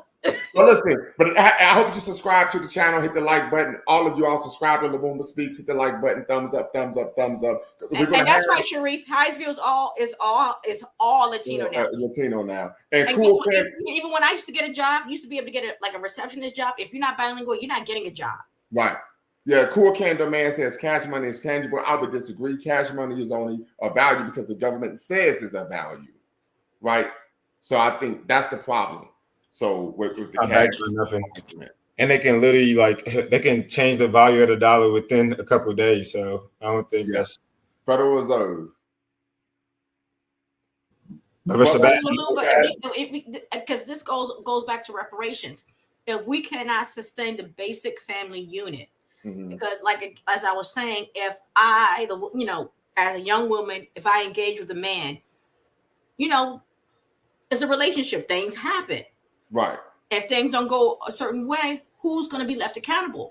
Right. You got to understand, I'm a young woman. I'm emotional, so I'm going to scream at you. I'm going to curse at you. I'm going to scratch your car up. Unfortunately, you know what I mean. But that's what happened with some of those brothers. That thing is thinging. You know what I'm saying? we need to have a real relationship. You got a young lady who's 19, 20 years old. She's in her feelings. I just had Yeah. Really? I mean, so where's the men to talk to that young man or his coach? Say, hey, you had a baby with this lady. You just can't treat her anyhow. All this goes down. So now, guess what? 10 years later, the product of that relationship is in school, acting up, got ADHD, have all sorts of diagnoses. I mean, it just goes on and on and Absolutely. on. And what you're speaking to, sister, is the fact that we know as African people, irrespective of where we are in the world, we have an external enemy, white hegemony, anti-Black racism. We know that that's omnipresent, global in nature. But then we have an internal enemy, and that is the racially disempowering, self-defeating, and self-destructive ways that we live our daily lives. And unfortunately, and we talked about this when we had the show on Ratchet Feminism, is that what we find is that this is something that's being marketed to us by the power structure.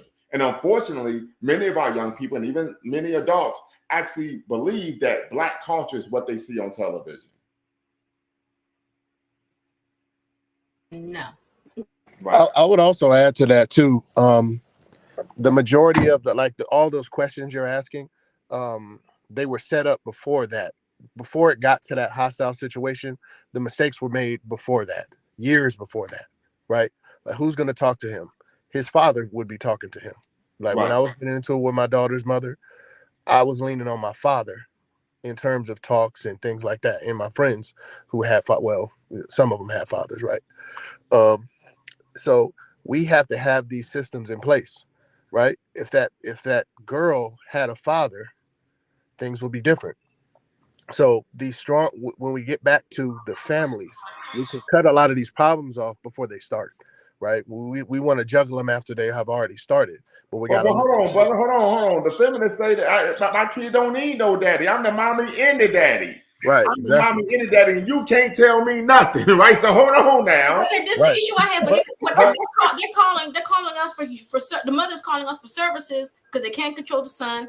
He's 10 years old now, jumping off the walls, cursing, video games all day. I mean, and they expect me to come in and resolve the situation, but you really need a man's energy in this matter. No, but then if we don't clean it up, we ain't no real brothers. We should be coming out, cleaning that up, you know, and doing all of that, even though they won't listen. This is what we're dealing with now. But the problem is we can't call that what it is, which is wicked, period, and it shouldn't be accepted. We got to just make it like, hey, to each his own, and some people feel that way and some people feel this way. And I feel like that's the issue. To me, it boils down to 10 years ago when the mother and the father, the mother was hurt by the father. So the feminists gave her, she's pulling speaking points from a feminist rhetoric, not really thinking about the bigger picture of the situation she has now found herself in with this child. What mother was hurt by the father? You saying the mother that had the child was hurt by her father? No, the father of the person she had the baby with. Now, I'm sure there's some, more issues with her, but at this point, I'm just focusing on her particular situation. Now she has brought a child into the world, and the father is not. There's no level of commitment. Mm-hmm. No, that's true, and we have to take accountability for the fact that you brought that situation into your life. We can't be a victim with that. You open your legs and have a child by somebody, you got to be accountable. But the man also stuck it in too. So I mean, okay, they both can get it. They both can get it over here. Sister Ash asked the question for the panel: why do y'all think Black feminism is so attractive to be a part of? So that's a great question. I'm glad that's where the resources are. Bingo. That's where the system supports. Yeah, definitely the food stamps you get when you're with child. Go to social services. They help you with health insurance. They want to help you go to school, but because of gentrification now, this is the trick bag. They're not helping you with housing like they used to be. They used to help a lot of women with housing maybe 20 years ago. Now they cut it off. Oh, really? Wow. Section 8. There used to be that thing called Section 8 where you had the people were living in many mansions and paying $100 a month. Section 8 used to be good 20 years ago, but now because of gentrification, even landlords don't even want to rent to people who have Section 8. I think we're getting distracted. We gotta go back to the topic. Yeah, but no, I don't think we are, because this is part of the reparations. But we cannot build a family unit. This is part of the repair. The family unit, because you can't sustain it without a family unit. Because when you're angry, upset, this is the repair we need. Mm-hmm. But I feel like once we start getting into this topic, it's gonna get deeper and deeper. Then we're just gonna lose. Because our problems are deeper and deeper. Yeah, but I think we had 3 live streams speaking about the relationships already. It's what I mean. We gotta try to attack different. So, what I would do, I would put together a live stream. I would do it next week. So I'm a man of my word. Okay. I'm sorry, Mr. Lum, but this is your panel. I apologize. Yeah. But I would put together a live stream next week. I'm a man of my word. Probably Thursday not Thursday. Wednesday mm-hmm. on the science of the Black family unit. Right, so we would do one on the science of Black family unit, have everyone back, same time, same place, on the same channel, right? And then we will be able to have that conversation. But we started off talking about, should African people engage in allyship? Of course, myself. If I may ask, the recent $55 billion that Biden proposed to Africa, I hope he's a man of his word and really gives it to Africa. I think that was a good time for us as Black people to be a good referee in that discussion, but we were not. It was like we were, to me, it appeared like we were excluded. Nobody really knew about it. I guess somebody can give me more perspective. I know that China's trying to get up in Africa and the Western countries are getting afraid. So now they're trying to show a friendly face in Africa now. I see the game, but I also think it would have been a good opportunity for us here in the diaspora to be part of that discussion, and we were not. In the end of the day, the game is going to be played. Whether you playing or not. Infrastructure has to go up in Africa. Can you run power cables? Can you run fiber optic cables? Can you set up phone infrastructure to spread internet, 5G? Do you have that capacity? In most of our cases, the answer is no. Right. So we need to be putting ourselves in positions to at least learn these things. And there's Black people in the government at the end of the day. There's Black people in Congress involved in setting up the foundation that I forget the name of it. It's like the DPIC, something like that. The foundation that they're going to be using as the vehicle to invest these monies. I think the $300 billion that they invested. There's Black people, there's Black senators that voted for that. There's Black House representatives that voted for that. And there's people on their staff. We're around, right? But the question is, how engaged are you? And if you're not getting a piece of that $300 billion, which I'm going to see how I can get a piece of it. And if people need video production or promotion, I'm going to have my eyes open for that using my expertise. At least that's part of my plan to see how I can get into that. And in the future, when they do this, the next one 10 years from now, I definitely want to be in that mix if they do that.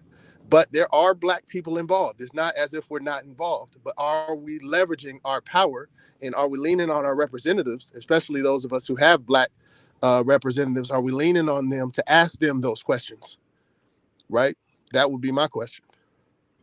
And I also feel like this money is a little bit like is America trying to like get back more influence of Africa, because China's starting to get influence in Africa and Russia's starting to get influence in Africa. And also this goes to show you why Pan-Africanists, Marcus Garvey, all our ancestors have been telling us to invest into Africa. And now we see all these other groups running to Africa. By the time we get there, they're going to have all the institutions and infrastructures already built, and they're going to be taking our money all over again. And it's what we try, like, for example, like Black Americans spending $1.8 trillion. Some of that should definitely be invested into the continent, because without the continent, no matter where you're at in the planet, if the continent is not independent and free, you will have no power. You're going to be treated like shit no matter where you're at. So I don't get like, so we gotta try to like really figure that out. We shouldn't even be taking loans from other groups, because we do have the numbers, and we are making money. We're just not spending our money wisely. Africa could stop paying those loans if like 7 African nations could say, we're not paying this no more. Yeah, and that's war. Come get me. At what point? People have died like that. I'm gonna respond to this. Has anyone on the panel been in the military or been adjacent to an actual military skirmish? I've been in a war, but I've not been. And so, only thing I'm saying, Sister Michelle, is that someone who was in the military, did 6 years in the Army, that sounds good until you got rounds coming down and you in a bunker that gets hit directly by a missile. I don't think they would necessarily shoot at us per se, but I do know they will give us a hard time. But if we stand united and say, hey, these loans were given under false pretenses, and we stood, a couple of African nations stood their ground, we could probably change the face of where these loans are going. Because at somebody, we saw because two things always happen. Either you're going to have a coup, or you're going to have what took place in Libya. You're just going to have a number of nations who are aligned with NATO, North Atlantic Treaty Association, go in. They're going to put out the propaganda that makes up the story about we have to go in here because human rights are being violated, and then they're just going to take over the government. So what would need to happen, in my opinion, is the African Union's military force would have to be united. However, we know the African Union is controlled by North African Arabs and funded by the European Union. So we know that we ain't getting nothing out of them. And also too, I wanted to throw in, I don't know if the sister that said that, I'm not sure who it is, I'm driving, but if you've studied, Thomas Sankara literally went to an early African Union speech and said exactly what you said. He said, I know, yeah, he sure did. He said, let's all stop paying. He was like, I know I may not make it, but saying this, unless all of us unite. Yep, he said, if you all don't unite with me, I'm going to be dead in a year. That's what he said. And he got killed. Yes, he did. And I agree with I agree with both points being made. I do believe we should stop paying, because that's just we're paying because we got colonized. Think about how sadistic the European psychology is, right? So I agree we should stop paying, but first we need to be organized in order to do that. And then the brothers brought up, there'll be war, it'll be bloody. There's no getting out of this clean. Any revolution, it's especially this one, it's going to be a bloody revolution at some point in time. And not saying that like it's an easy thing, not saying that like it's not sad, but it's going to be a part of this revolutionary process, no question about it. Africa, where over 50% of the mineral resources come out of, like they are going to go to war over this, and we have to be prepared for that, right? So that's why we need to organize. I mean, my thing is this. Let me be clear. Or did I cut you off? I'm sorry.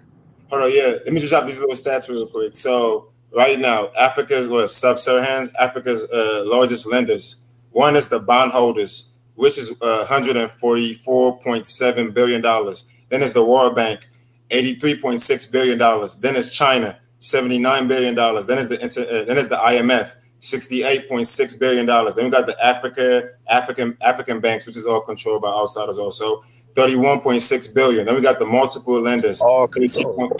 Yeah, like it's like I definitely agree with what Brother Jabil said. We're gonna have to definitely be organized and get ready for this, because like we're gonna have to play chess and not checkers. Because if we definitely do that, it's definitely gonna be war, and we're gonna have to be ready for that. We can't expect them. Oh, they're not gonna do that. They've always been doing that. Look at their history.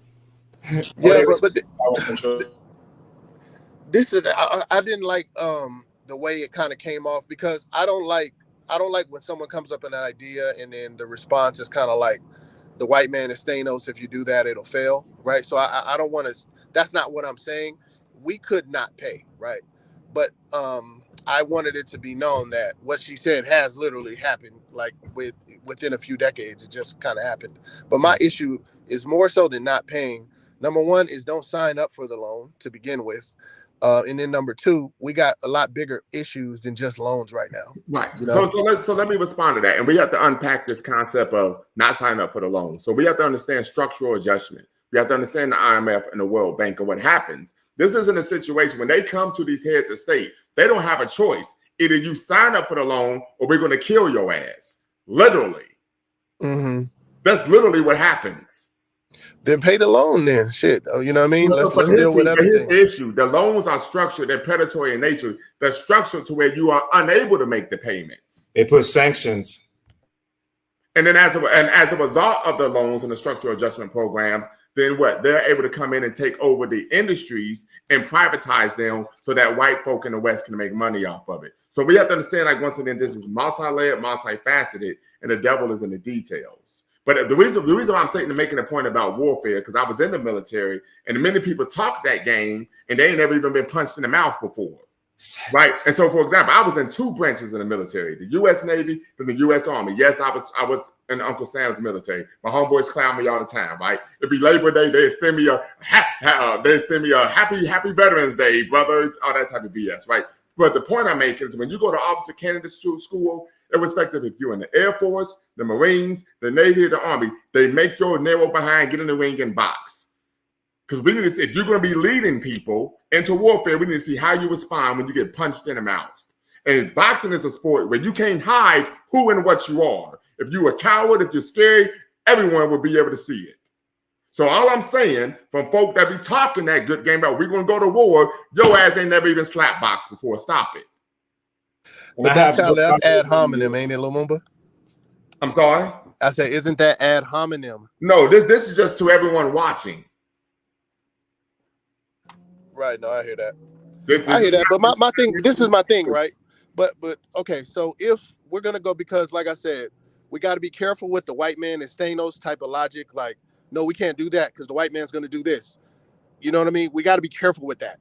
Yeah. Because we don't know if the white man will succeed, number one, and number two, it kind of boxes us in. But at the same time, we do have to be realistic. And if we're gonna accept the reality that we're gonna have to pay these loans, let's just pay the loans. Don't think that, let's not focus too much energy on what we can't control. Let's deal with what we can control. And there's a lot of other issues and how we manage the money that's not going to loan payments that we can deal with to put ourselves in a position where resisting that type of tyranny is a reality.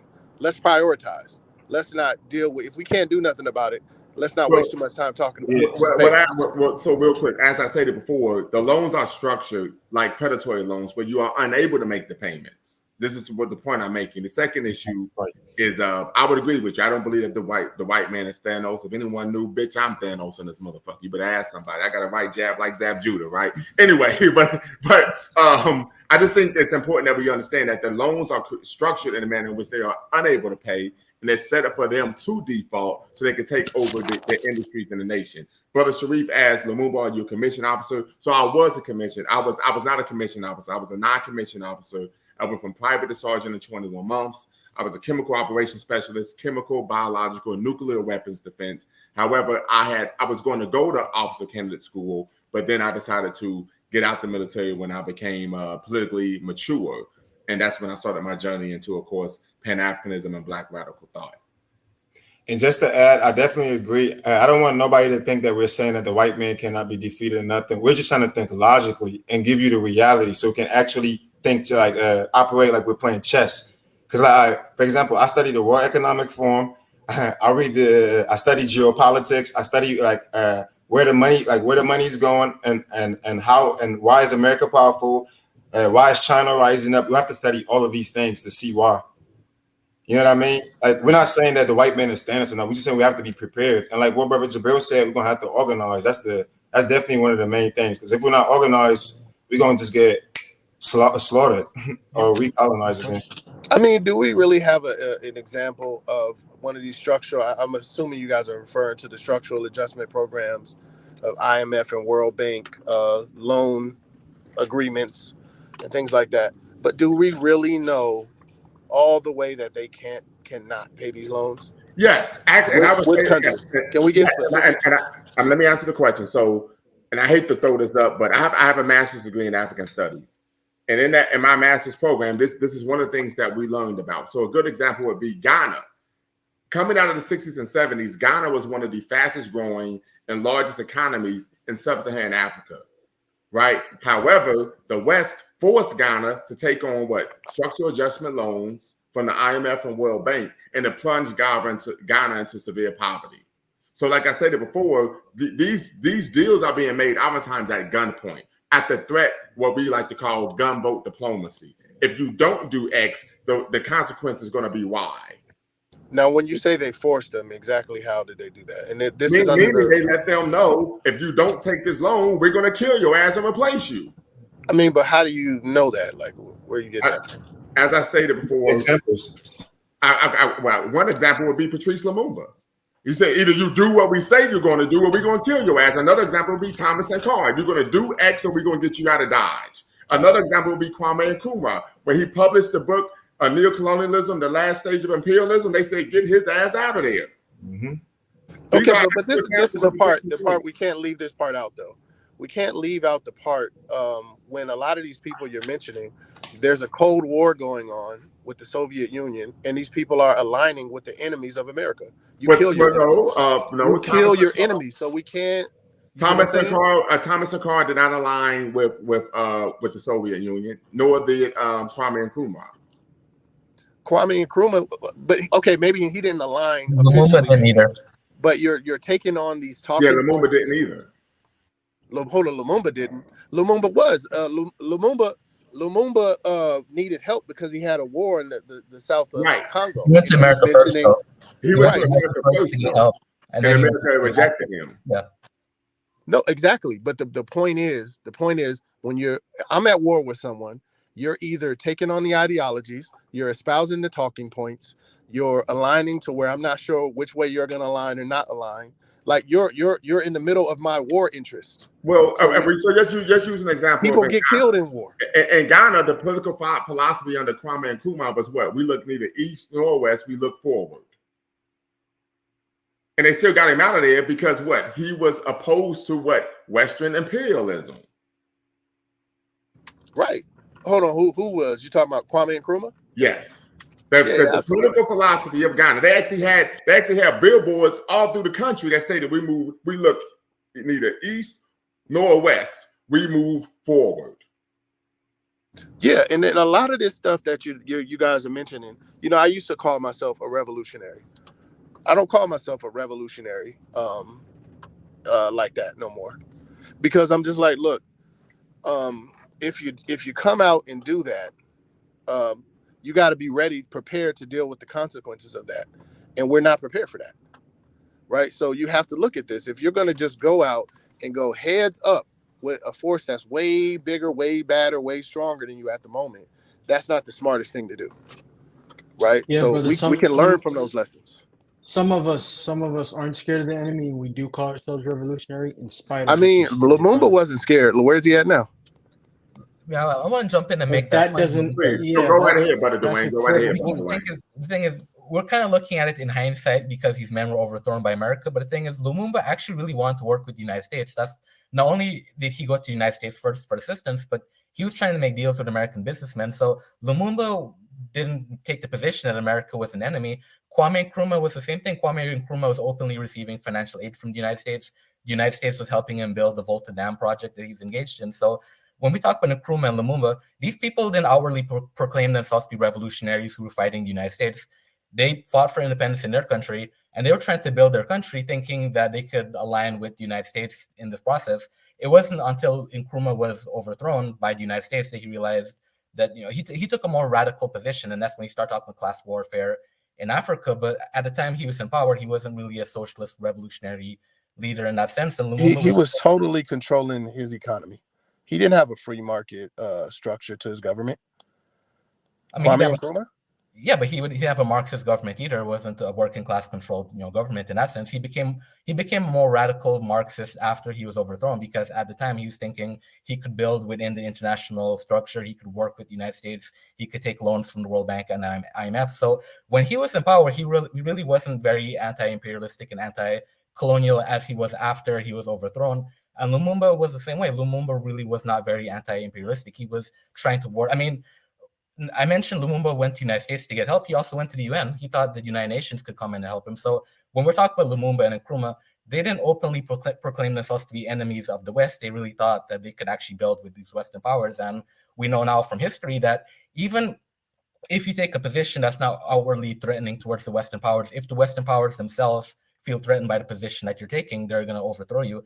Thomas Sankara was another example. Thomas Sankara never outwardly spoke against the United States. He never took a position in opposition to the United States, but he still was viewed as by the Western powers. Well, in what position did Thomas Sankara actually come out against? With his anti-consumerist stance.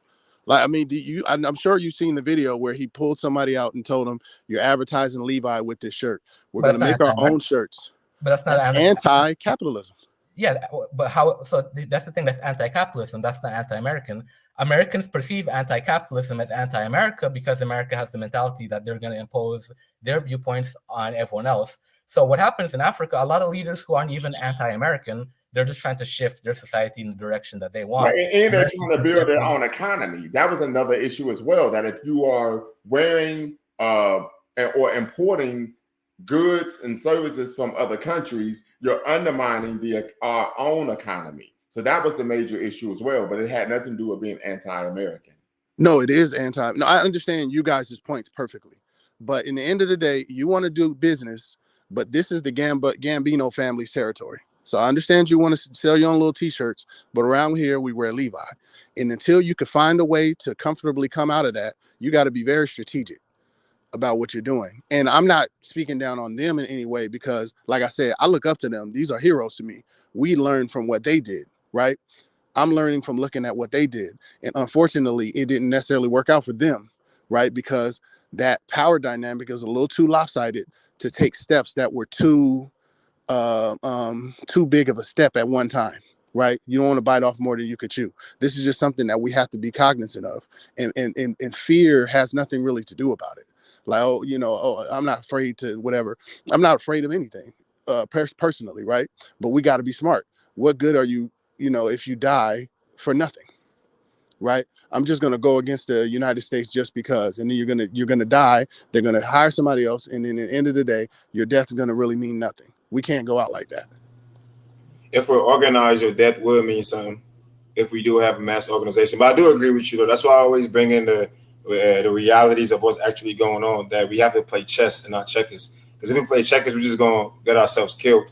And I don't think that we need to bring more pain and struggle to our people. We just need to think wisely, and you feel me, and just think a couple steps ahead of them. We got to outthink them. Simple and plain. We got to outthink them. And to your point, while Africa was going through all these changes, China was building themselves up. Now they're a superpower. So while Africa was going through their scrambles, guess who's rising up? Asia. So they had investments though. China had investments from America and different other. Yeah, that's what I was going to say. China, and I mentioned it earlier, but because the topic is allyship. So I mentioned earlier about Africa's connection with the Soviet Union. China is the same type of thing. At the time, a lot of African nations were actually trying to align with China because of this, philosophy of being non-white nations that were oppressed by Western colonialism, and also the class struggle, socialist type ideology.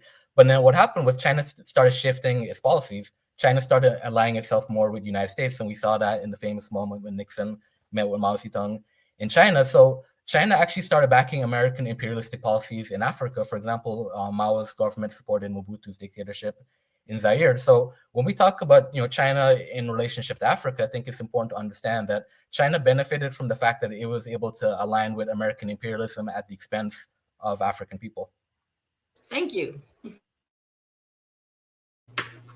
Yeah, and China also wasn't plagued with, like they're in the middle of a nuclear revolution and they need resources in your backyard to fight it. That kept them in Africa. That wasn't necessarily an issue for China at that time. Right. So how do we combat that, man? I know it's organizations, but like, what steps can we start making towards that? So the after we pay the white man his extortion fee, we got to manage the rest of our resources properly. That's what we can actually control.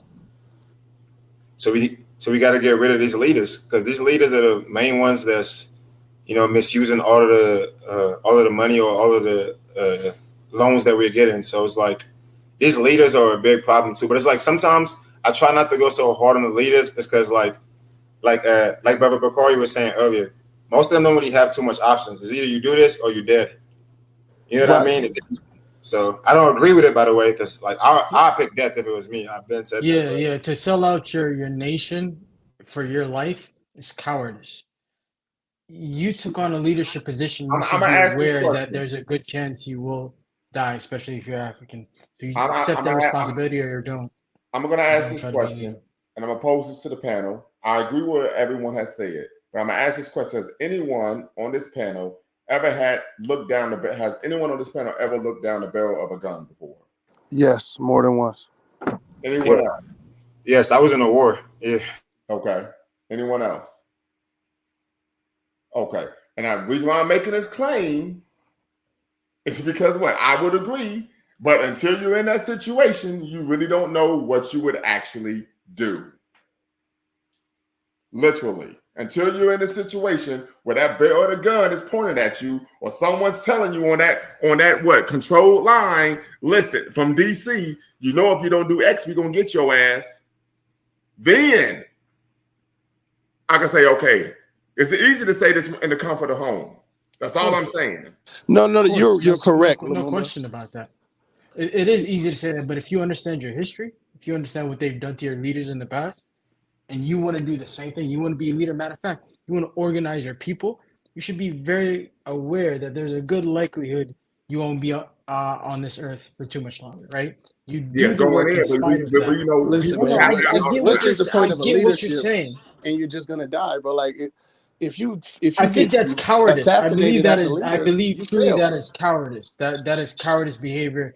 And it's, as my brother Lamov would say, that's unbecoming. One mic. Go ahead, I'll let Brother Jabril speak, and then Brother Mufasa, you can make your comment. Brother Jabril. Yeah, I would say that is cowardice behavior, especially if you understand our history and you want to do something about it, and you say, "Oh, I'm not going to be a revolutionary," because matter of fact, why even get hung up on the term? The enemy understands if you're doing anything to benefit your people that is grand, that's significant, they're going to kill you whether you call yourself a revolutionary or not. How do you prevent that, right? You organize the masses of your people, and you shouldn't base it off of one person anyway. It should be based off of the organization. So you kill somebody, we have anyone in the organization can take over. You feel what I'm saying? It shouldn't be based on one person. That's also what we get wrong. We're so hung up.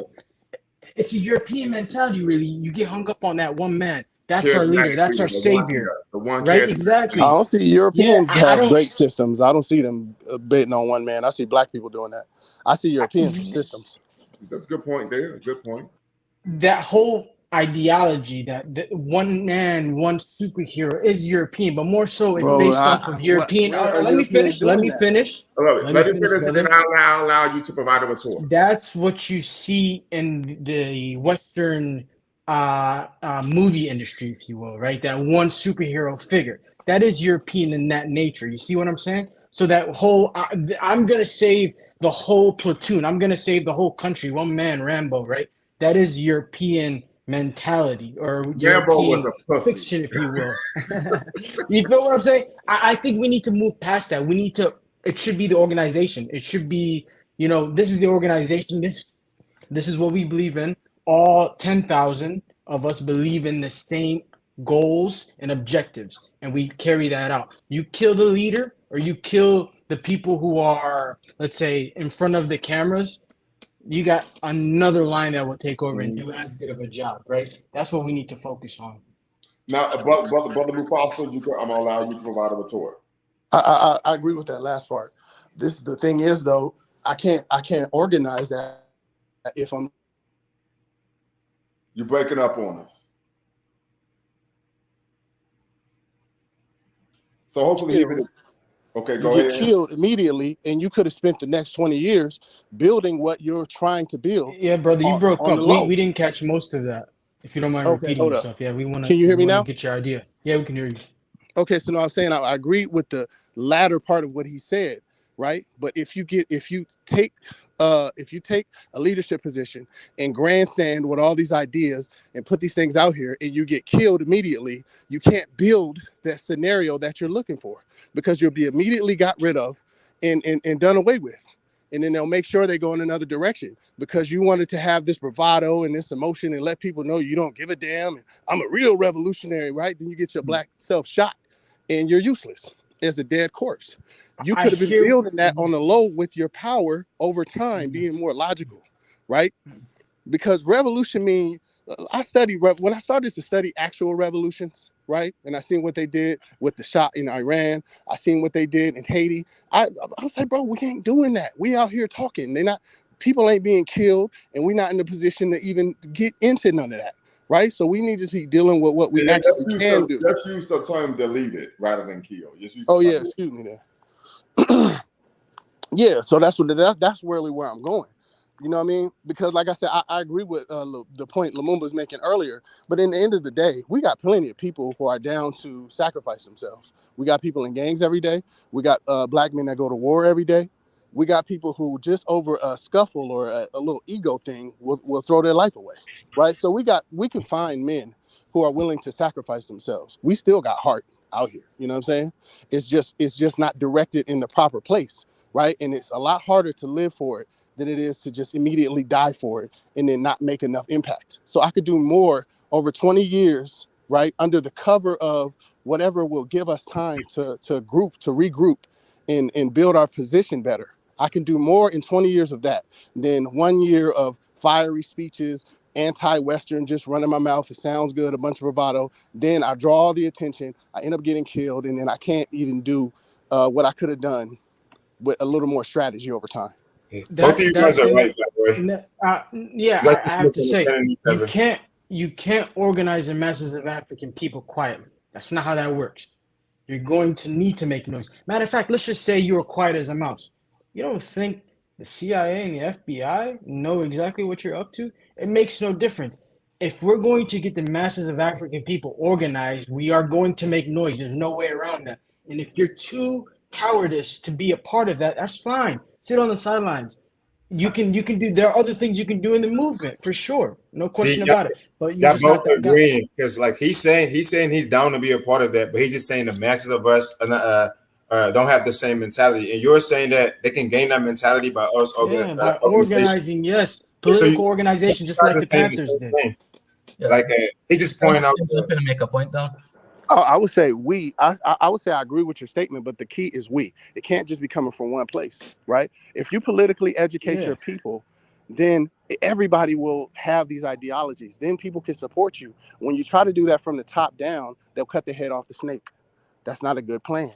And I agree. I'm going to allow Dwayne to speak, and then Sister Michelle, we would love for you to tap in once again. Yes. So from a historical perspective, something that I've been studying a lot over the years is the fact that from the 1960s through the 1980s, that was a period of a lot of revolutionary struggle around the Pan-African world. And I've noticed since the 1990s, we really haven't been able to mobilize that same level of resistance. And I think part of what happened is when you look at the counter-revolutionary activities from the 60s and 80s, a lot of leaders were assassinated. Malcolm X, Martin Luther King, Maurice Bischoff, Walter Rani, Thomas Sankara, Patrice Lumumba. We could go down the list of Black leaders globally that were assassinated. And I think because that's the most recent frame of reference that we have as African people, that period of revolutionary struggle that ended with so many of our leaders being assassinated, I think it kind of creates a paralysis in us. We're almost too afraid to act because we're thinking about all the leaders in the past that were assassinated. And to me, that's why history is very important. And earlier we were talking about how the white man isn't Thanos. When you look at history, not only were the Haitians able to defeat, multiple colonial armies, they beat the French, the British, and the Spanish. The Ethiopians defeated Italy. The Zulus, even though the Zulus ultimately lost to the British, one of the worst losses that the British suffered in their military history was at the hands of the Zulu people. The Santi people took the British nearly 100 years to defeat the Santi people, even though the Santi people didn't have the same advanced weaponry that Europeans had. And I make this point to say that in the past, and slave rebellions throughout the Americas, as also another example, but I make this point to demonstrate that there was a period in the history of the African struggle where we didn't have the same type of fear or paralysis in terms of taking action. African people rose up continuously, massacred Europeans because in their mind, they weren't seeing Europeans as Thanos. They were seeing Europeans are just men like we're men. They bleed just like we bleed. They die just like we die. And the history of African people shows that we have, encountered Europeans in military combat in certain situations, even won. But I think what's happened to us recently, because as I said, our recent historical frame of reference to a revolutionary struggle against European domination is what happened to so many of our leaders. Many of them are assassinated, exiled, in prison. And I think that creates a type of paralysis. And the point I'm making is I think it's important to really study the history to understand that even though this is a very difficult struggle, it's not an unwinnable struggle because African people in the past have been able to defeat Europeans, and that's a precedent for the future. Moving forward in the future, I think it is possible for us to defeat Europeans. We just need to get over, this I guess I would say the fatalistic approach that as long as you attempt to resist, that's going to be it. You're going to be assassinated. You're going to be killed. I think once we get over that fear and recognize, the history of who it is that we're dealing with, I think at that point, then we can take a more effective approach at really dealing with our problems. Absolutely. Great soliloquy. Sister Michelle, if you could tap in, give your perspective. Thank you, Brother Dwayne. I appreciate the statement, and I love what you just said, and I agree with what you said. But I live and work in the Black community, and I don't see it. I'm sorry. And so, sister, we're going to need you to elaborate on that statement. I don't see it. What I see, I'm talking in generalization. Everybody's really focused on their day-to-day, how they're paying their bills, getting online, seeing what's going on. Right now, the whole situation with Shannon Sharp and the other day, the other situation, the Knicks football Christmas party pictures came out. So when I went to work, before I get there, did you see the pictures of the Christmas party? They weren't married to no Black girls. I mean, so how are we going? Men's aside, yeah. No, but these are our soldiers for our revolution we're supposed to be about to do. Yeah. That's realistic. Mm-hmm. Yeah. I mean, yeah, I agree with that, but I also want to add, once we start building, the masses are going to come. The masses are just following whatever looks good. They're all caught up in distractions right now. We do know that the masses of our people are historically illiterate. They don't really know what's going on. But that's where the organization comes in play. If we have this organization set up, they can gain the knowledge itself. They can gain the strength and the will to do it, because it's how you live that matters, not how you die. I just wanted to say that. So I mean, you have to be focused in the first place to be distracted. You have to be focused first to be distracted. I mean, can you elaborate that? I don't really. No, I'm saying when we say, Black folks are distracted. Hold on. We say Black folks are distracted. We all these distractions. I'm saying we would have to be focused on getting free in the first place to be distracted from it. We're not even focused on getting free. So these things you're calling distraction, that's where most people live at. The stuff that she just mentioned, this is the stuff that they go to work and then they pay attention to that stuff. They're not really being distracted from anything. Life is a distraction. Yeah, I agree with you. But the reason why I call it distraction, they don't have a different option. For example, we don't have a big, powerful media company that's pushing Pan-Africanism, that's pushing liberation. We don't really have that. So all they have is social media, all this feminist rhetoric. That's all you see on TV. You go to school, you're being taught that. I do agree with you. I'm just saying that this is where the organization part comes in. This is where the institution part comes in. That's why we have to stop building. And I do agree with you. The masses of our people are definitely lost. We all know that. But there are some of us that are with that, and we are willing to do that. But that's why we got to organize, and educate our people so we can have strength, because it's strength in numbers, so we can have a bigger number. With strength in numbers, but our people need to be papered up. I mean, economic piece needs to be addressed if we're going to organize. That's another thing we need to address. We're going to have the economic piece will have to be secured. You're right, sister. That's where institutions will come in, right? So we're not only will we organize as masses of our people, we also need to build institutions.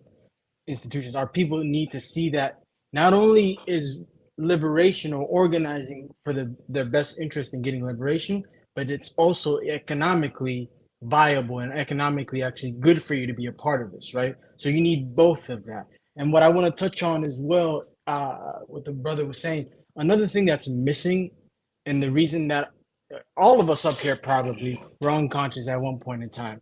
I can speak for the brothers up here that I know personally. They all were at some point in time, right? So how did we get out of that? And how can we recreate that for the masses of our people? I think the best way of doing it is by getting our people into organizations and giving a political education within the organization. Also, our people aren't seeing us in the streets organizing to begin with. In my life, I live in the Twin Cities. I've never seen people trying to organize in the streets, right? So that's also what our people need to see globally, not just in America. People out in the streets organized, trying to get them to join in the organization. Then that'll pique their curiosity, and then we educate them. That's a big step for sure. Okay, Black Lives Matter did a doozy on us. Black Lives Matter was about mobilization, not organization. They would have masses of people, and I've been at protests, sister. Masses of people at rallies, but they haven't tried to organize anyone. I've been to many protests.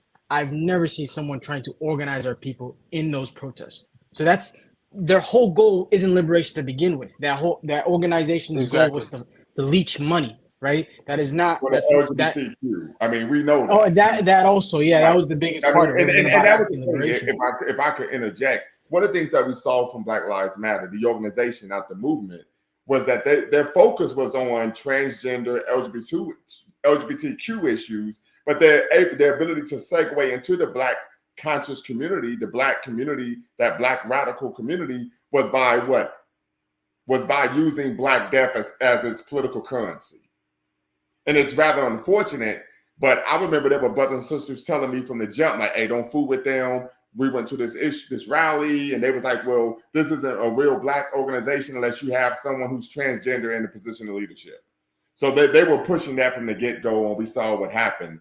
But I wouldn't argue that the Black Lives Matter organization was an organization that was rooted in the Black radical tradition of audacious self-assertion.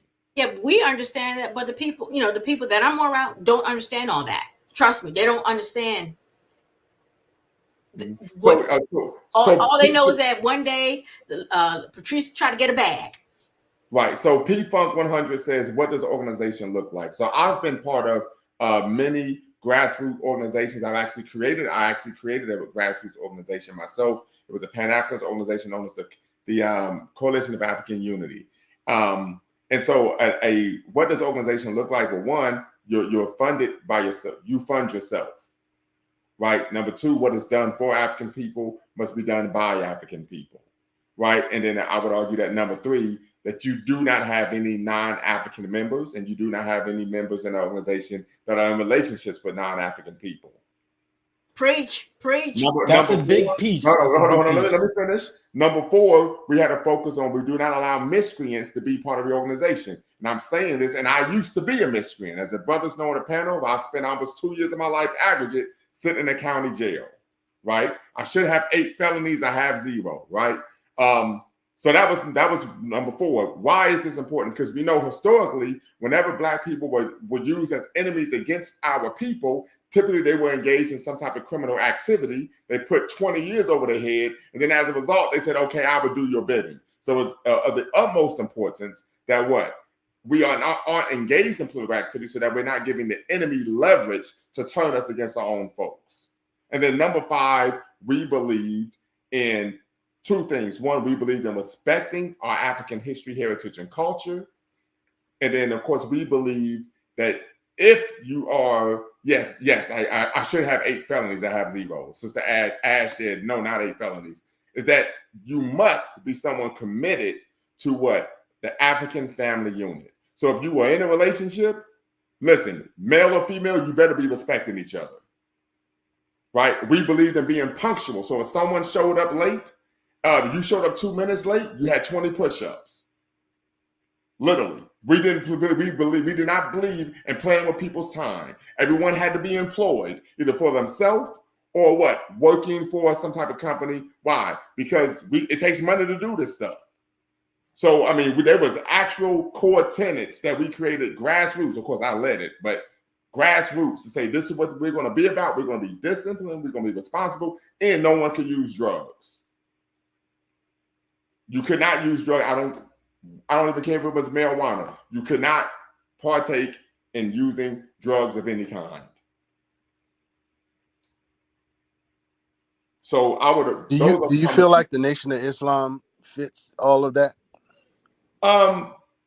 They fit some, but as we know, the Nation of Islam's history and theology is, as I always state, something that was poured from the Twilight Zone, right? Because it's ahistorical, so on and so forth. But there are some concepts of the tenets that I provided that are germane to the Nation of Islam.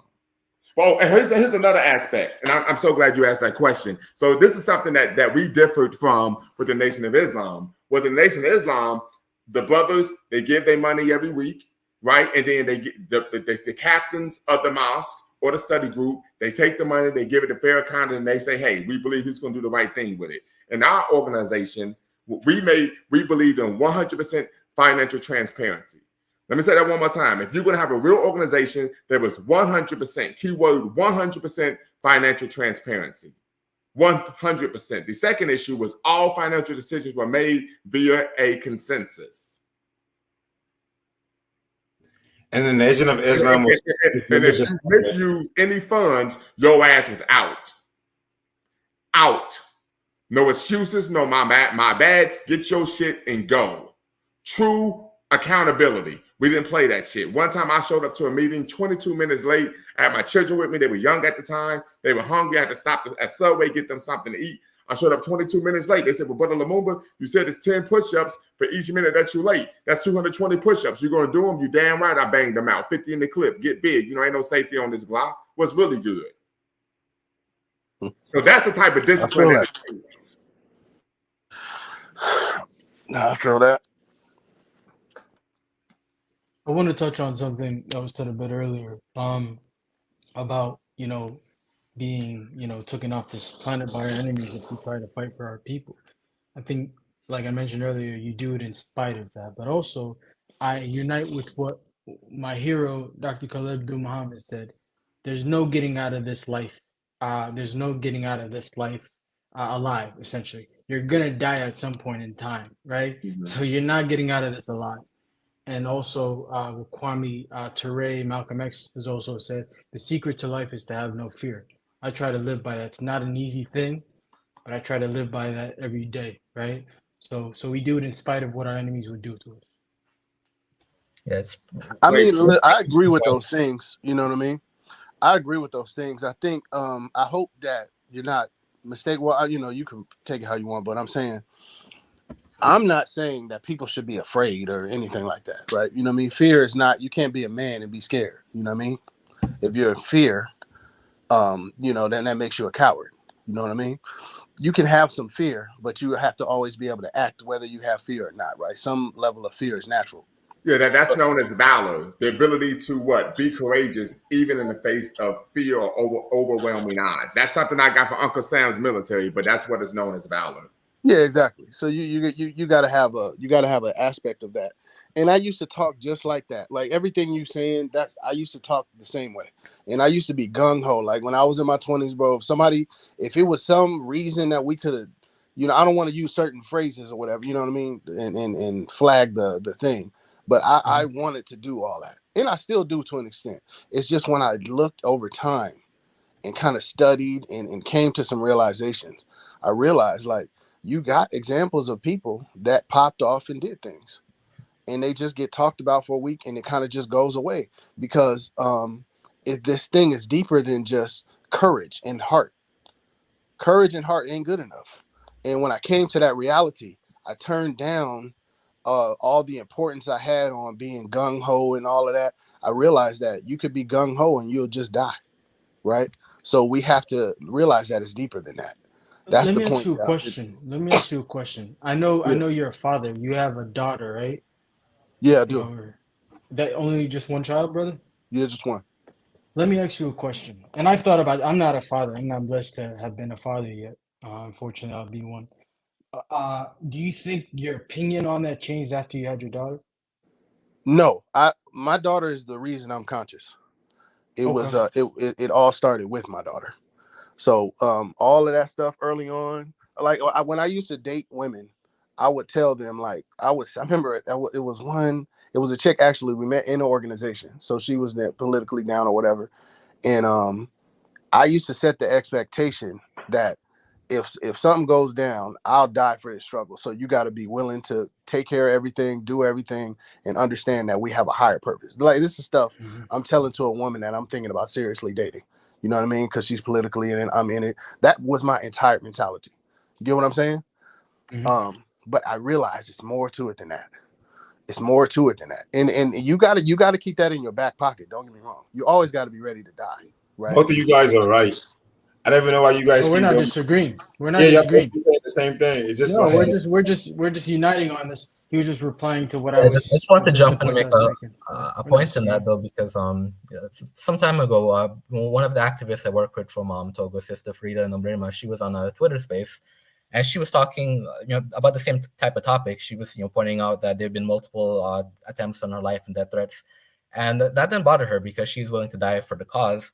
But someone pulled her aside and said, "But you have to think about the people, because there was an activist in Togo named Tavio Amira who was murdered by the government. And what happened after he was killed, that deterred a lot of activists from wanting to get involved in the struggle because they were afraid of that happening to them. So the advice that Sarita received was, don't be Deleted. I'm sorry, deleted.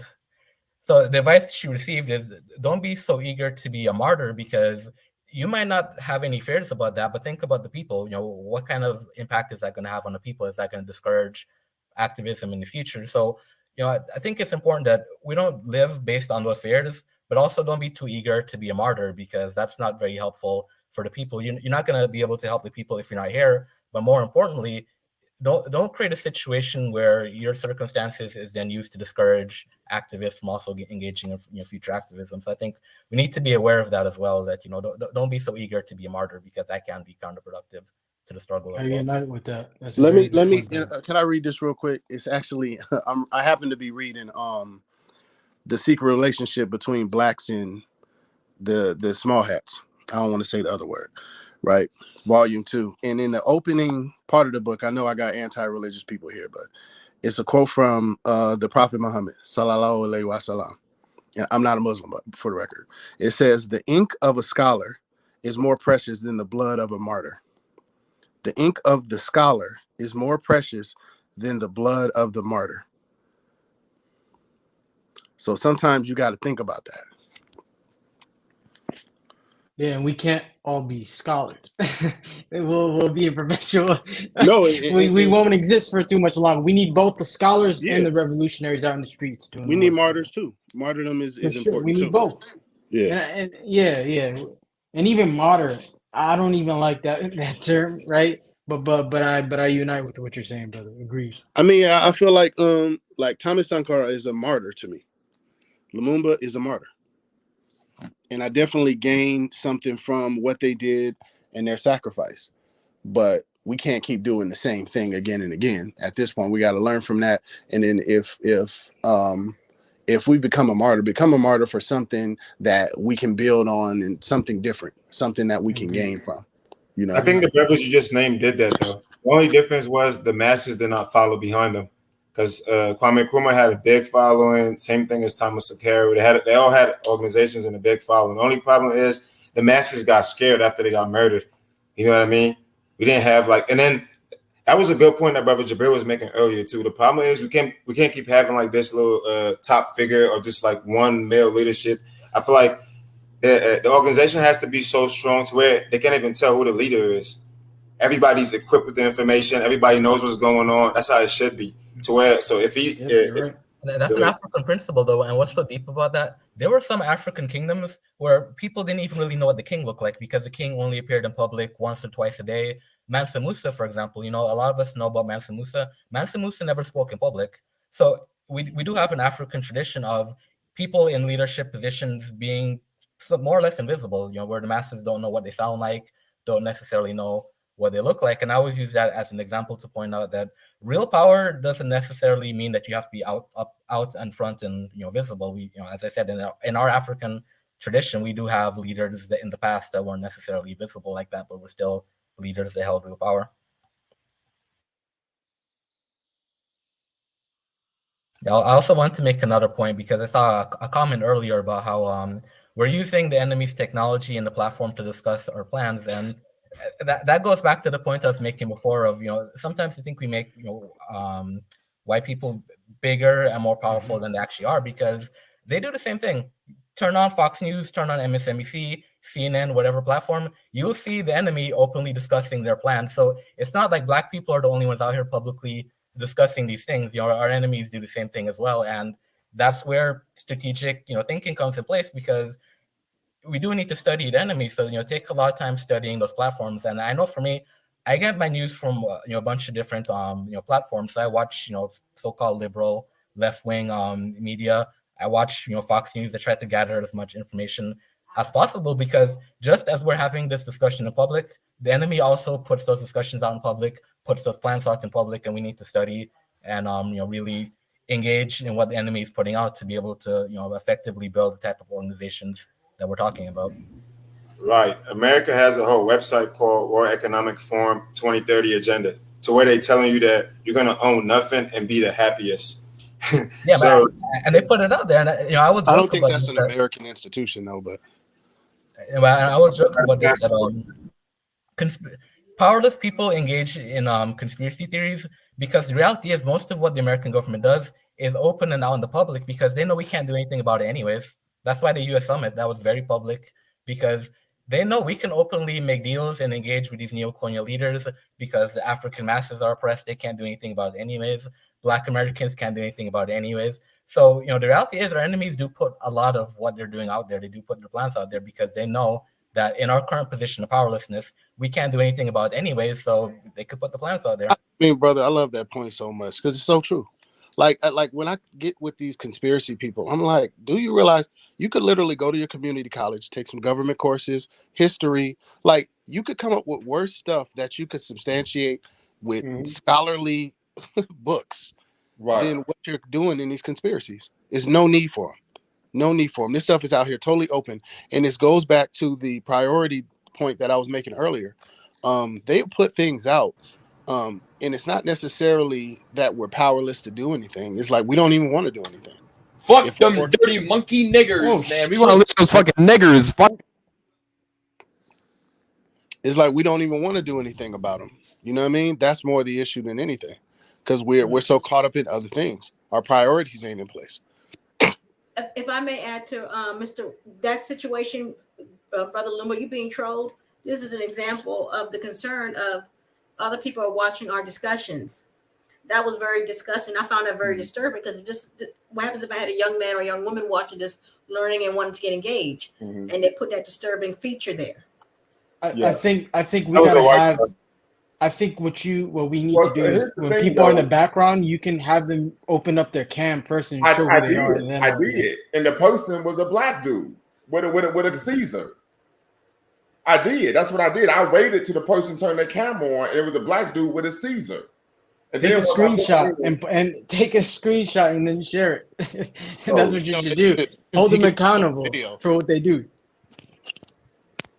Yes, so I do screen them. There was two white dudes that were trying to pop in, and I blocked them. So I do screen folk. But this person had opened up their camera, was on there for like 10, 15 minutes. There's a young black dude, clean shaven with a Caesar. He's a sick Sick dude. That's a sick Negro. Disgusting. Yeah, low cut Caesar with the deep waves. Ash He could have been. But I'm saying, you sure it wasn't a video? You know what I mean? It didn't look like one. Yeah, but I'm saying, yeah, you could just play a video. You know what I mean? I'm not sure, how that works, whatever. But yeah, I don't. Let's not let him succeed though. Let's not derail for 20. Of course, get back to it. So I'm gonna make a quick point, because I think some of the brothers know I used to box, and I used to always only fight white dudes, like literally, and I would have my kids be in the front row, and I'm gonna scrape this motherfucker, you know what I mean? I'm telling you, I used to spar with everybody, but I would only fight the white dudes. So my whole mindset was I'm gonna get, hey, this is payback. So it's funny about that. Malcolm said that in his autobiography. He said, boxing was the only place a black man could whip a white man and get away with it. Right. But the unfortunate thing for Malcolm, he lost his first boxing match. Yeah, he wasn't good at it. Yeah. So, his brother was. His brother was. That's what he didn't want to go into it, but he wasn't good at it. So what Malcolm realized, he can't box the white man, so he's going to fight them verbally. He was a master at fighting the white man verbally. But, not all of us are gifted with the ability to box. Yeah. Well, but part of this was the neighborhood I grew up in, and then I had an older brother and older cousin that used to beat the brakes off of me. So, because naturally I was a gifted defensive fighter. Defensively, I could make guys miss. I could be out the ring for 2 years, come back in, dude couldn't hit me. But most people know reflexes, hand speed, things of that nature. You got to work on that to get the speed back up to hit people. But that was because having an older brother and an older cousin, I was I got tired of getting hit. So I had to get, very good at defense, having preemptive defense, anticipating, what they're going to do, where they're going to strike, so on and so forth. So, see, there's another person trying to tap back in, and, so I'm about to block them. All right, ban guest. Okay, very good. So we're not. It was the same person? It looked like it. Or with a different name, but a similar name. But also, brother, could you also do maybe a show on the racial politics of boxing one day? I think. Actually, yes, I'm doing a show. It'll probably be around the 30th, and it's going to be entitled the 26th, maybe 26th or 30th, and it's titled "Why Boxing Matters." And I'm going to go into the racialized politics of boxing. Many people, we talk about the all-time greats, we've never heard of them. Sam Langford, for example, Henry Armstrong, right? We could think of one.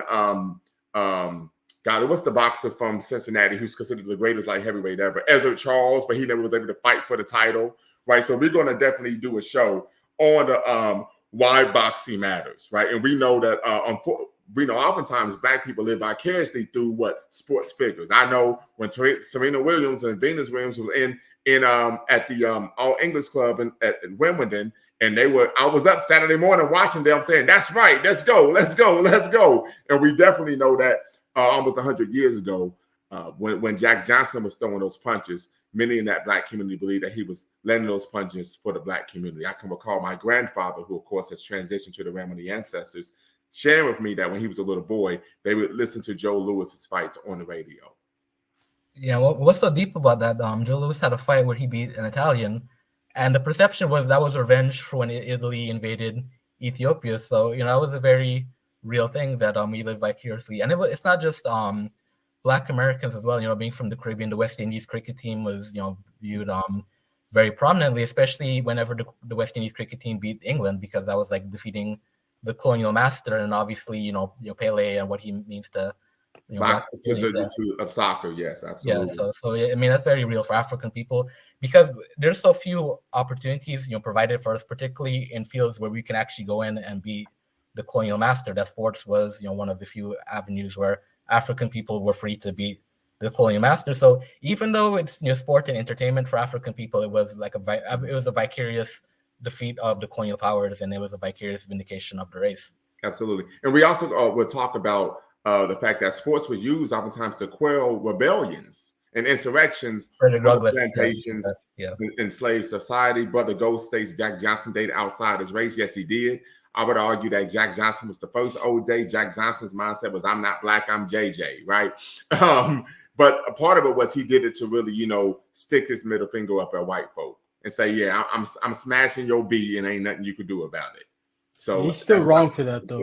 I'm just saying that's why he did it. He's I'm just saying that's why he did it. Yeah.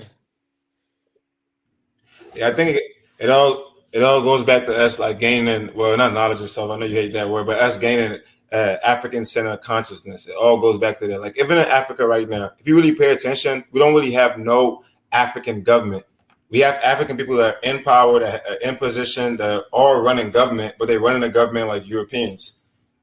So it all like we need to gain African. How are we defining that though? How are we defining that? Because that's a great question. Yeah, because that's a slippery slope from an accountability standpoint. Well, we define that by the curriculums that are in school. Everything that we're being taught about history is European history. We're not being taught about African history. That's one step, just the education. Curriculums, okay.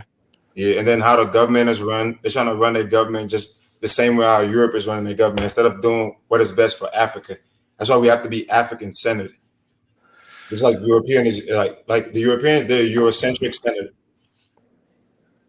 Yeah, but like who? Like okay, like I give you an example. All the countries ain't running in that way. What do you mean when you're saying running it in the same way as the Europeans? Every single government in Africa right now is a European government. Yes, is ran by African leaders or Africans are in position, but it's all Eurocentric.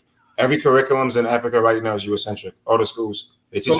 So let's see if we can clarify because you're speaking of educational curriculums, but when you mention government, we're talking specifically politics. Yeah, politics, everything. Even a government. If you could give an example of how the political systems in every African nation is Eurocentric rather than the educational curriculums, I think that's what Brother Shabazz is looking for. I mean, just look at every system in Africa right now and how it's being run. It's being we're trying to do the same thing America is doing with democracy, but we're using their version of it. Even though we was the first ones to actually practice all of these ideologies and philosophies. But we keep trying to go back to their way of doing it. For example, we had Ghana. Ghana was an empire that was around for about 1,500 years. Instead of us actually studying Ghana, like that empire, and studying what our people, our ancestors did to make it successful, we're not really doing that. We just following a Greco-Roman culture with everything. Even our voting in terms of structure.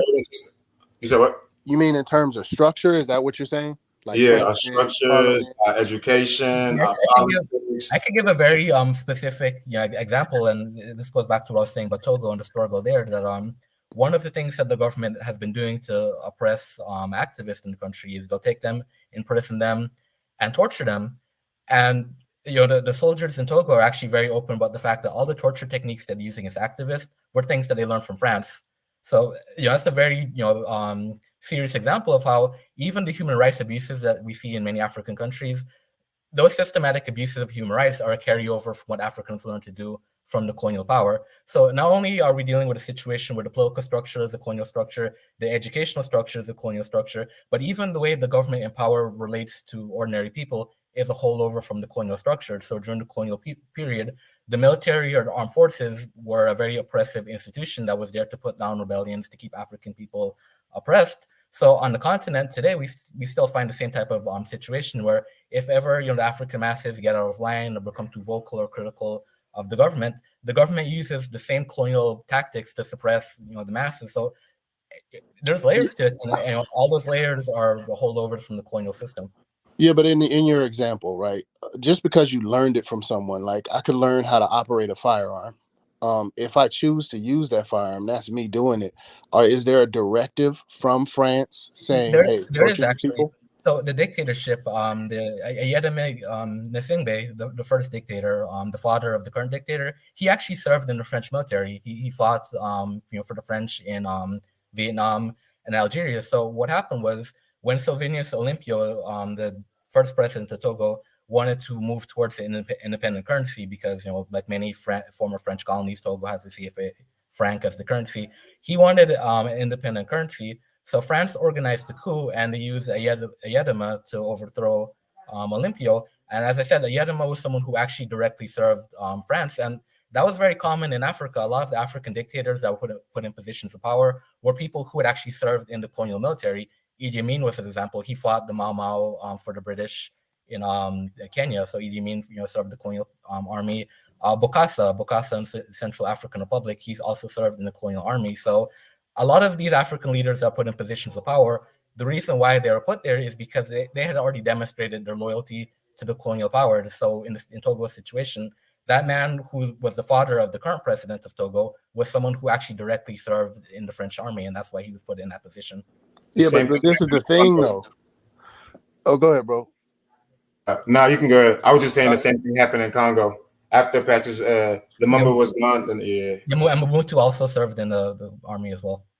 No, but this is the thing. I'll Same give you with an Idi example. Amin. Yeah, but see, we're gonna get to Idi Amin in a second, because when I graduated college, I was immediately hired as an assistant manager for Target Corporation, and I received very good training in leadership.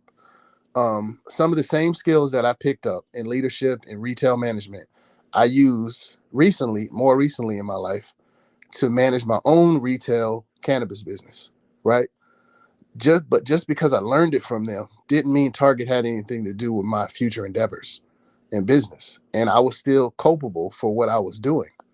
Idi Amin, for example, Idi Amin bucked the system a lot. You know, he went against the Western powers all the time. Are you going to hold them accountable for him expelling people from his government, speaking positive about Hitler, and not going along with the United Nations and their whole, with them wanting to go against that? Are you, like which parts are him and which parts are we just going to say is the white man using him as a puppet? Like, how do we draw the line? Well, because I feel like we go with this, it's all just, that's why I love that you're giving specifics, because I think that the whole it's all just European broad brush thing is kind of dangerous. And I feel like I was stuck in that limbo for a long time until I started really traveling and really studying specifics. So what is the line between puppet and it's just them making their own choices? Well, I was going to answer the question about Idi Amin, because I mentioned Bokassa. Bokassa and Idi Amin have a similar trajectory in that Europeans, did put them in power and quickly found that they were very difficult to control. So in Bokassa's situation in the Central African Republic, France actually came in and overthrew him and put the previous president in power because they realized we can't control him. Idi Amin was a similar type of situation. Israel and Britain had, came together to overthrow Milton Obote and put Idi Amin in power. And they quickly realized that they couldn't control Idi Amin. But the thing with Idi Amin, he was never perceived as a direct threat to the Western power. So yeah, he made a lot of statements they didn't agree with. They didn't necessarily agree with him kicking Asians out of the country, but they tolerated his government. And the thing about Idi Amin that I think many of us forget, what actually toppled Idi Amin's government was he went and invaded Tanzania, and that made no sense to me. That right. This was a time period where African countries are fighting Portuguese colonialism. Brothers and sisters in South Africa are fighting apartheid, and Idi Amin chooses to march his army to go fight another African country. And I mentioned before, he served in the British military fighting against other Africans. So when you look at the history of Idi Amin, when he managed to take power in Uganda, he was still operating from the same mentality of, if I'm going to pick up a gun to shoot someone, it's going to be another African. He's not going to pick up a gun to go shoot the Portuguese or go shoot the colonizers in South Africa. So with Idi Amin, he was independent to a certain degree, but you also see that he was still beholden to the type of indoctrination that he received when he served in the colonial army. But see, I don't know. I don't know, because that's kind of like blaming the white man instead of Idi Amin when you phrase it like that. I feel like he was just making those decisions, and that's what he was trying to do. I mean, because I mentioned the military struggle in South Africa and in Portugal. Those brothers and sisters that waged those struggles were trained to fight against colonialism. Idi Amin was doing what he was trained to do. He was trained to go fight against other African people. So, I mean, it is blaming the white man to a certain extent, but at the end of the day, African people do have, agency. We do make those decisions, but we make the decisions based on what we're trained to do, what we're educated to do, what we're conditioned to do. So Africans who waged struggles against colonialism were Africans who were trained to wage those struggles. Idi Amin was an African who was trained to wage struggles against other African people. So when he managed to take a position of political power, he did what he was trained to do, which was wage struggle against African people. And who trained? Hold on real quick. I just want to state that I appreciate Brother Dwayne because he's the resident historian, and just want to let you know you're always welcome on my live here at Lumumba Speaks, right? Because you bring the heat and you bring specifics. The other issue is I understand both perspectives. I was in the military 6 years, and I took the leadership, the training that I received, was able to create a grassroots nonprofit organization, right? So I would agree with what you're saying. I think part of it is, of course, the training and indoctrination. The other aspect is, hey, maybe this guy, that's just the decisions that he made. So I can see both points. But what I do like is the fact that we're dealing with facts. And then from the facts, we can then extrapolate on opinions and perspectives about why a particular situation happened. But I love the fact that we're dealing in actual facts and not pseudo history. Right. And I think it's we're going to go about maybe 10 more minutes and we're going to wrap it up. Oh, so can I ask one question, please? Yes, ma'am. Absolutely. Not to switch gears too fast. As we're talking about allies, how do you, and we were talking about sports just before we talked about Idi Amin. How do you feel about Morocco not identifying as Africa, but you're in Africa? So are they? So what is this? As we talk about allies, are they a part of us? Well, I want to make the argument, and someone could tap in. I would like to hear Mr. Dwayne's perspective as well when you're done, Brother Aluba. Very good. So, and I don't mind being corrected, right? Because we believe in diversity of thought here. My opinion is, for most of the Moroccans, they are descendants of invaders, right? Okay. Secondly, they know that they're not in their mind, they're not African. So why should we be trying to identify with them? That's my personal Morocco's in Africa. I understand that, but they don't view themselves as Africans because they know they come from the Arab world. Yeah, they're not Africans. Yep. Yeah. Okay, well, hold on. Let's not leave out. Most Moroccans either are or are heavily mixed with Amazigh, which is also known as Berber, which are native Africans. Yes, right? now Berbers who were invaded by Arabs. We mentioned that on a previous show that Berbers are native Africans. Yes, they are. And the Berber is just for the record, Berber is like a denigrating term. I think it comes from the United Kingdom, yeah, but the proper term is Amazigh. Right. Yeah, and the Amazigh people are literally being boxed out in Morocco. They literally like the same thing, like in Kemet, Egypt. There's a lot of black folks that are currently in Egypt, but it just pushed aside.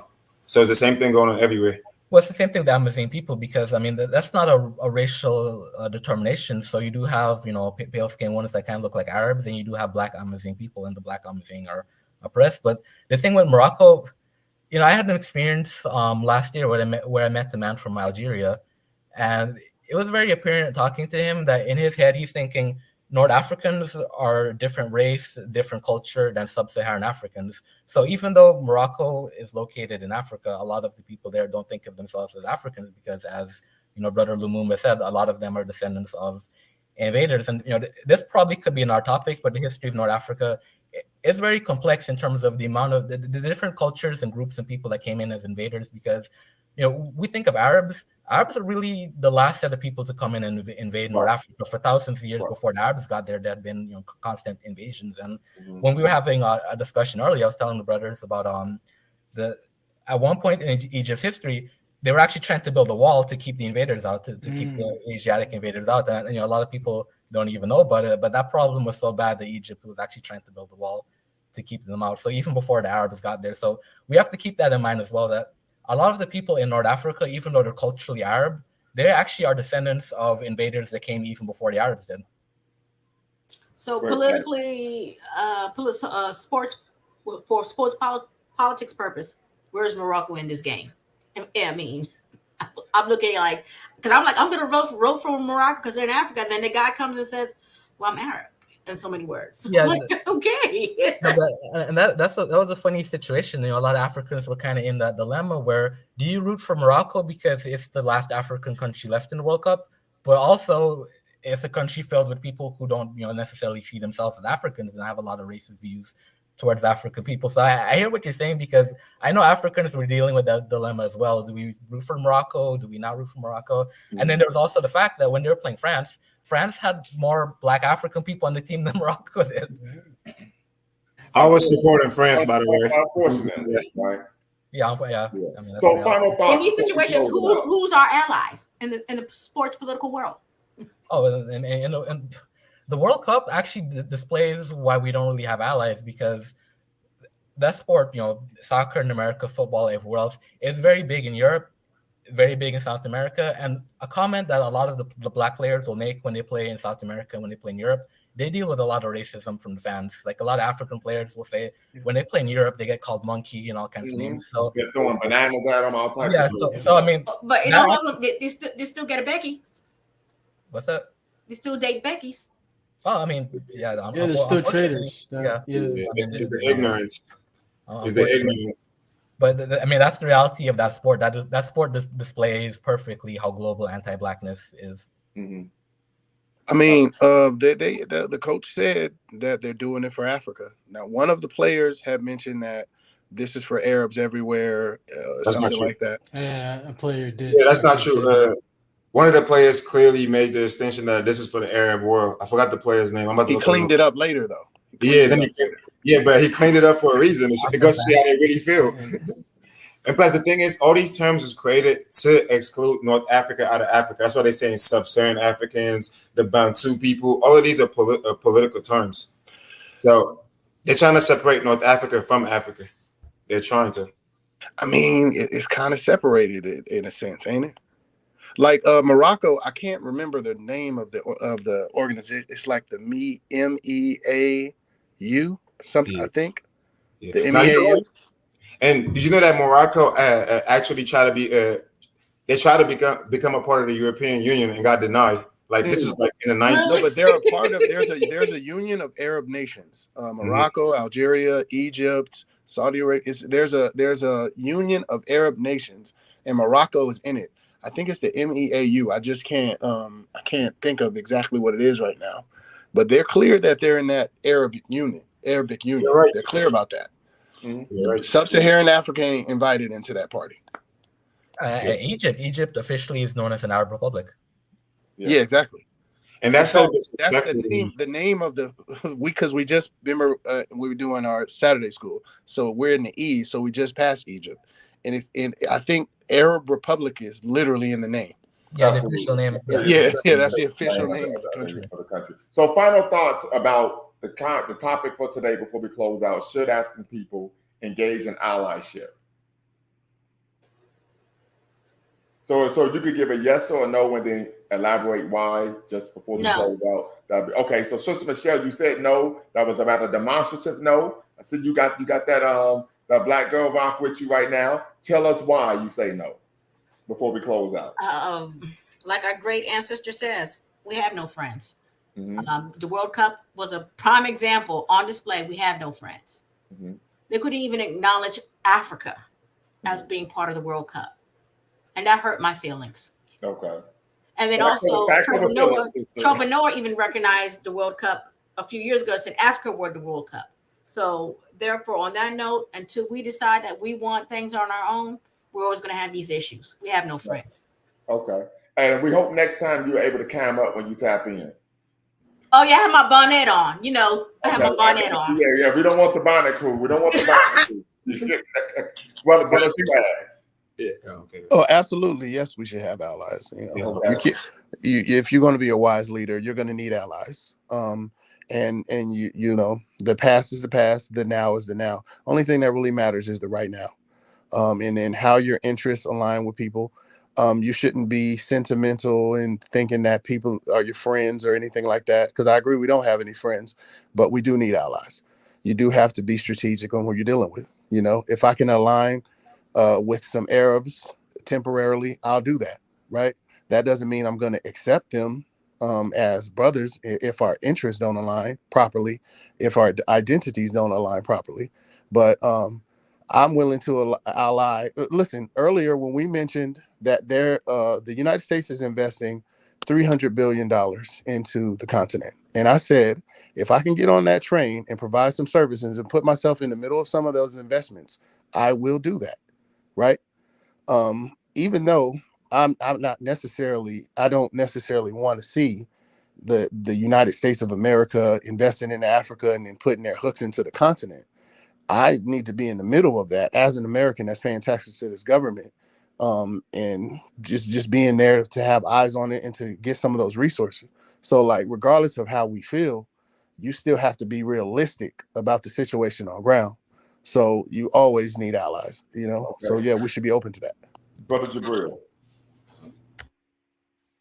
Yeah, I vehemently disagree with that. And I think what that idea, as I brought up earlier, is rooted in is you don't believe we people who make that claim oftentimes, not saying necessarily that's Brother Mufasa, but they inherently believe African people aren't good enough to organize themselves. As a good brother said, good brother I build with Tori Russell, and you guys will actually meet him tomorrow for our live stream. He says the reason we say that, some of us say that, is you believe I am being out organized, so I need somebody else to come organize me and my people. And I agree with that. What we need to focus on is organizing black people, organizing African people globally. We don't need anyone to help us. And also, what you run into with that whole belief is you're running into a trap. You're giving the opportunity for another group of people who've historically, and that's all groups of people who've historically been anti-African, to help aid you in some way, shape, or form. That enemy that you're going up against, in this case, most of us are probably thinking the European, but we do have more enemies. The European is going to use that ally that you have against you in that battle. So I think it's unwise in every way, shape, or form. We have all the resources we need. We have over 2 billion people globally. We need no allies. We need only to rely upon ourselves. That's where I stand. African people are strong enough, smart enough to organize ourselves and liberate ourselves.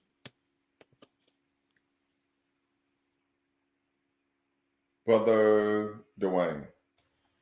Yes, I will just reiterate what I said before, that I think if we enter into alliance with any other people, we have to do it from the perspective of understanding that most likely it's going to be a temporary engagement, and that whoever we're aligning with, there's a possibility that same person could be an enemy down the road. And this is not just a principle that we need to engage in as African people, but study the history of other groups of people. For example, the United States. The United States and the Soviet Union joined forces to fight on the same side during World War II, and then it went back to being enemies after the fact. So that's the type of thing that happens when groups of people or nations enter into alliances. Oftentimes, it's a temporary alliance to meet whatever needs to be met at that particular moment, and then the nations might go back to being enemies or whatever the case may be. So I think for African people, if we do enter into any alliance with other people and join forces with people, it's going to have to be from that perspective, and it's going to have to be with the understanding that whoever we're aligning with is going to be temporary, and down the road, that particular person might be, become an enemy. So I'm not. I think that's a great point you make there, because one of Stalin's concerns during World War II was his belief that the Allies were basically dawdling and wanting to win the war by fighting to the last Russian, and then they would come in and defeat the Nazis and the Italians after the Russians had all spilled their blood. And I would argue that one of the things that we can and should do is if we do engage in some type of allyship, it needs to be top down, where we are the one dictating the terms, and that we use other groups of people as cannon fodder. Yeah, I mean, I don't know which group of people is going to agree to that, but typically the history has been we were the ones that were being used as cannon fodder. I mean, and World War II is a great example. African people fought, for all of the Allied powers in World War II. So you're talking about Black Americans who were being oppressed in the United States, fighting for that same government. Black people who were colonized in the Caribbean and colonized in Africa, fighting for the same people that were colonized for them. So as African people, we unfortunately have a long history of fighting for the very people who oppress us. So any type of alliance that we're entering into is going to have to be a situation where we're somewhat reversing the tables, where we're getting other people to fight, in our interest rather than the other way around. Right, and that campaign in which African Americans were unfortunately fighting during World War II was known as the Double V campaign. Right, Double V. So it was supposed to be victory against fascism in Europe and victory against racism, anti-Black racism in America. But unfortunately, as we know, there was only one victory that was secured. And one of my mentors, Baba Larry Franklin Crow, who was a mentee of Dr. John Henry Clark, Baba Crow, his father fought during World War II. So that's just one of my connections to, of course, the Double B campaign. But B. Quillan, should African people engage in allyship? Was you about to add something, Brother Jabril? You can go ahead. I was just going to say we should be very clear on what we say when we talk about allies. Most of our people inherently think within our organizations, and Brother Lumumba made that clear. That's not what he meant, right? I think we should be clear when we're talking about allies. Some people do be thinking like that, though. No, majority of our people, no question about it.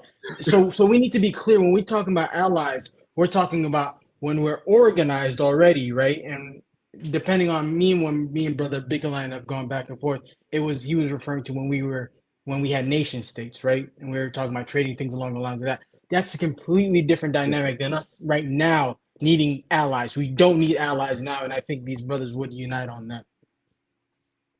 Yeah, you guys basically said everything I was going to say. And by the way, we have to be clear that allies is not friends.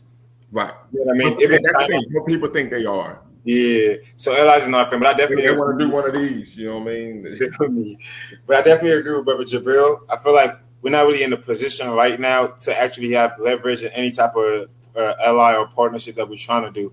We have to focus on organizing our people and building infrastructure. So when we do try to make these allies and partnerships, it can be in our benefit, because we live in a global market in this generation. So you have to have some type of allies living in a global market. But we just have to, we kind of do, because like right now it's a global market. So you can't just like shut off everything. It's like, it's just not realistic. But we just have to be cautious, like how we go about doing it. And we have to make sure that we are ready and we're gonna have the leverage when we're doing it. But eventually we're gonna have some type of ally to be able to even get completely 100% independent. We're gonna have to, bro. Like that's just the reality, bro. So let me say this very quickly, and I've mentioned this before from I know like group hug military history standpoint. America has the most powerful military in the world, but whenever they have any type of conflict, they make sure that they have a coalition of the willing. During World War II, the Nazis were considered super soldiers. They had the most powerful military in the world. However, they had individuals who would protect their six and bring up the rear, guard their flank. They had the Vichy French, they had the Romanians fighting with them, and of course they had the Italians, and at one point they even had the Japanese, right? The Axis Alliance. So when we're talking about going into warfare, you never go into it alone. The world history shows you that. And like Wayne said, these are temporary alliances, but to achieve a particular goal. And so real quick, because I was having an inner child moment earlier today, and I went back to the 90s, and I was watching the episode of Spider-Man, the animated series, right? And Madam Web told Spider-Man when Venom came back, and he was fighting Dormammu. See, I'm a Marvel Comics guy, right?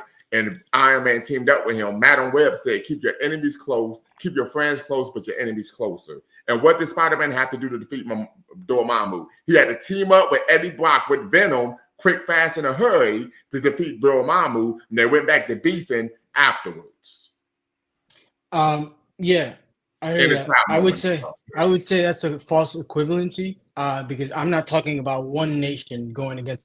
I'm talking about over 2 billion people in a gigantic continent, and actually Africans outside of the continent as well. That's a false equivalence. Even the nations, Brother Lumumba, that you mentioned, we outnumber all those nations combined. You see what I'm saying? So it's completely different dynamic. But I hear what you're saying, and it is a lot better than saying we need allies now. And I still don't unite with that point, respectfully. And the big problem is, yes, it might be real quick. But I don't think there are about 1.2 billion people on the continent. 1.4. 1.4. Okay. Yeah, I think what I will say is, from doing research, I think that number is drastically undercounted. But I would also say that we got to be very mindful that there are a lot of Africans in the diaspora as well. Brazil, massive numbers of Africans, right? So I think those numbers are skewed. I think there are a lot more Africans than what's all I'm saying is there's never been any group of people who have went to war and won without having people helping them in some way, shape, or form. It's either fighting or providing supplies, logistical support, training, something. That's just the reality. Yeah, there's no way around it. Like you're not manufacturing certain weapons. I mean, you're gonna have to deal with some people. That's just the way it is. And I mentioned before the African struggles against Portugal, and the reality in those struggles that at the time Ethiopia was the only country in Africa that was even producing its own weapons. So Africans who were fighting against Portuguese colonialism actually had to go to Western countries, go to China, and go to countries outside of Africa just to get those weapons and get their military training, because they weren't able to produce the weapons locally. And you're dealing with a population that had never been engaged in that type of military struggle, so they had to go outside of Africa to get the training. So that would be an example of the fact that Africans having to go outside of the African continent to get the resources and the training that they need to fight colonialism. And I want to ask, go ahead. who really wants all these? Excuse me, Brother Dwayne. All the nations you just mentioned, do they really want to give us what we need to succeed? So how can we form allyship with people who, at the end of the day, really don't want us to move forward? No, Well, they They want to have get no paid. choice. Wait. Let Brother Dwayne answer. Let Brother Oh, Dwayne I answer. mean, and that was the point I made earlier, and I did mention, for example, the Soviet Union. The Soviet Union was one of those nations that was providing, arms and training to African revolutionaries who were fighting Portuguese colonialism, but they weren't doing it from the perspective of they wanted to see a liberated Africa. There was a particular ideological reason why the Soviet Union was doing it, and if you look at the history, the Soviet Union was only backing Africans who pledge allegiance to Marxism, Leninism. So historically, when we find examples of nations helping African people to fight our struggles against oppression and colonialism, they're doing it for their own benefit, and they're doing it for their own purposes. It's not that they're necessarily doing it because they want to see African people liberated. So that's why I said, when we enter into alliances, we have to understand that nations and people enter into temporary alliances because they're trying to get something. So from our perspective, if we're entering into alliance with another group of people, we have to understand we're doing this because we're trying to get something out of it. We're not doing it because we really believe that the people we're working with are trying to assist us in our complete goal towards liberation. Exactly. I feel like we have to try not to be so emotional. This is like literally like playing chess. Because to be honest, we don't really care about them neither. I don't really care about no Eurasian country or nation or nothing. But if I know that you have something that I need and I have something that you need, I'm going to leverage that. That's the only difference. And I want to answer the brother's question in the chat. He said, what are we organizing? We're organizing our people, you know what I mean, for our liberation. When we organize them, we're going to have principles and a purpose that we all can follow. We're going to have an understanding. We're going to have knowledge of consciousness. I'm trying to stop saying knowledge itself. We're going to have consciousness. You know what I mean? Organizing our people is very important because right now we're very disunited. That's why we can't even agree on nothing. We don't have the same values, most of us. We can't agree. Everybody have their own little opinions or ideologies. And that's why organizations are so important because you know what I mean? I mean, what the goal is. We couldn't even and to that last point, for our Christmas party. It almost turned into something else. Wait, say that again, sister. I said at work we couldn't even agree what we're going to eat at a Christmas party, and it almost turned into something to another level. Christmas, a holiday, holiday catering service. Well, I'm gonna tell you, sister, the reason why is because y'all should have been talking about Kwanzaa. That was the issue. If y'all was talking about Kwanzaa and the spirit of unity, Umoja, and Kuchakali and self-determination, and all the way down the line, you all would have come together, and then before you know it, y'all would have formed into Voltron and took over the whole damn building. But that's a conversation for another day. Mm-hmm. Yeah, I was just gonna say quickly, like we understand alliances and working with other groups and stuff like that because we go to work with these people every single day. You know, when there's actual needs on the table, you go to work, you work with white folks, whether you run your own business or not. I've been in business for years, not working for white people for a long time, and you still end up dealing with other people.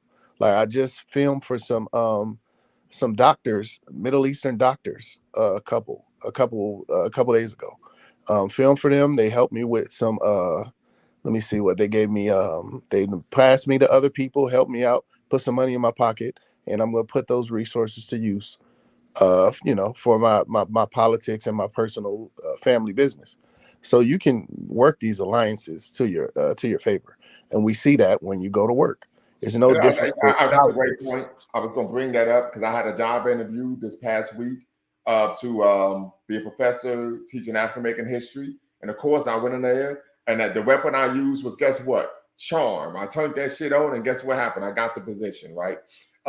So we have to be strategic. And a good example of this was the Spook That Sat by the Door. If you all haven't watched the movie, you should. That's your homework, right?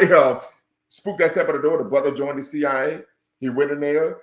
He learned. He trained. He was non-assuming. They didn't know what it was about. He was quiet. He was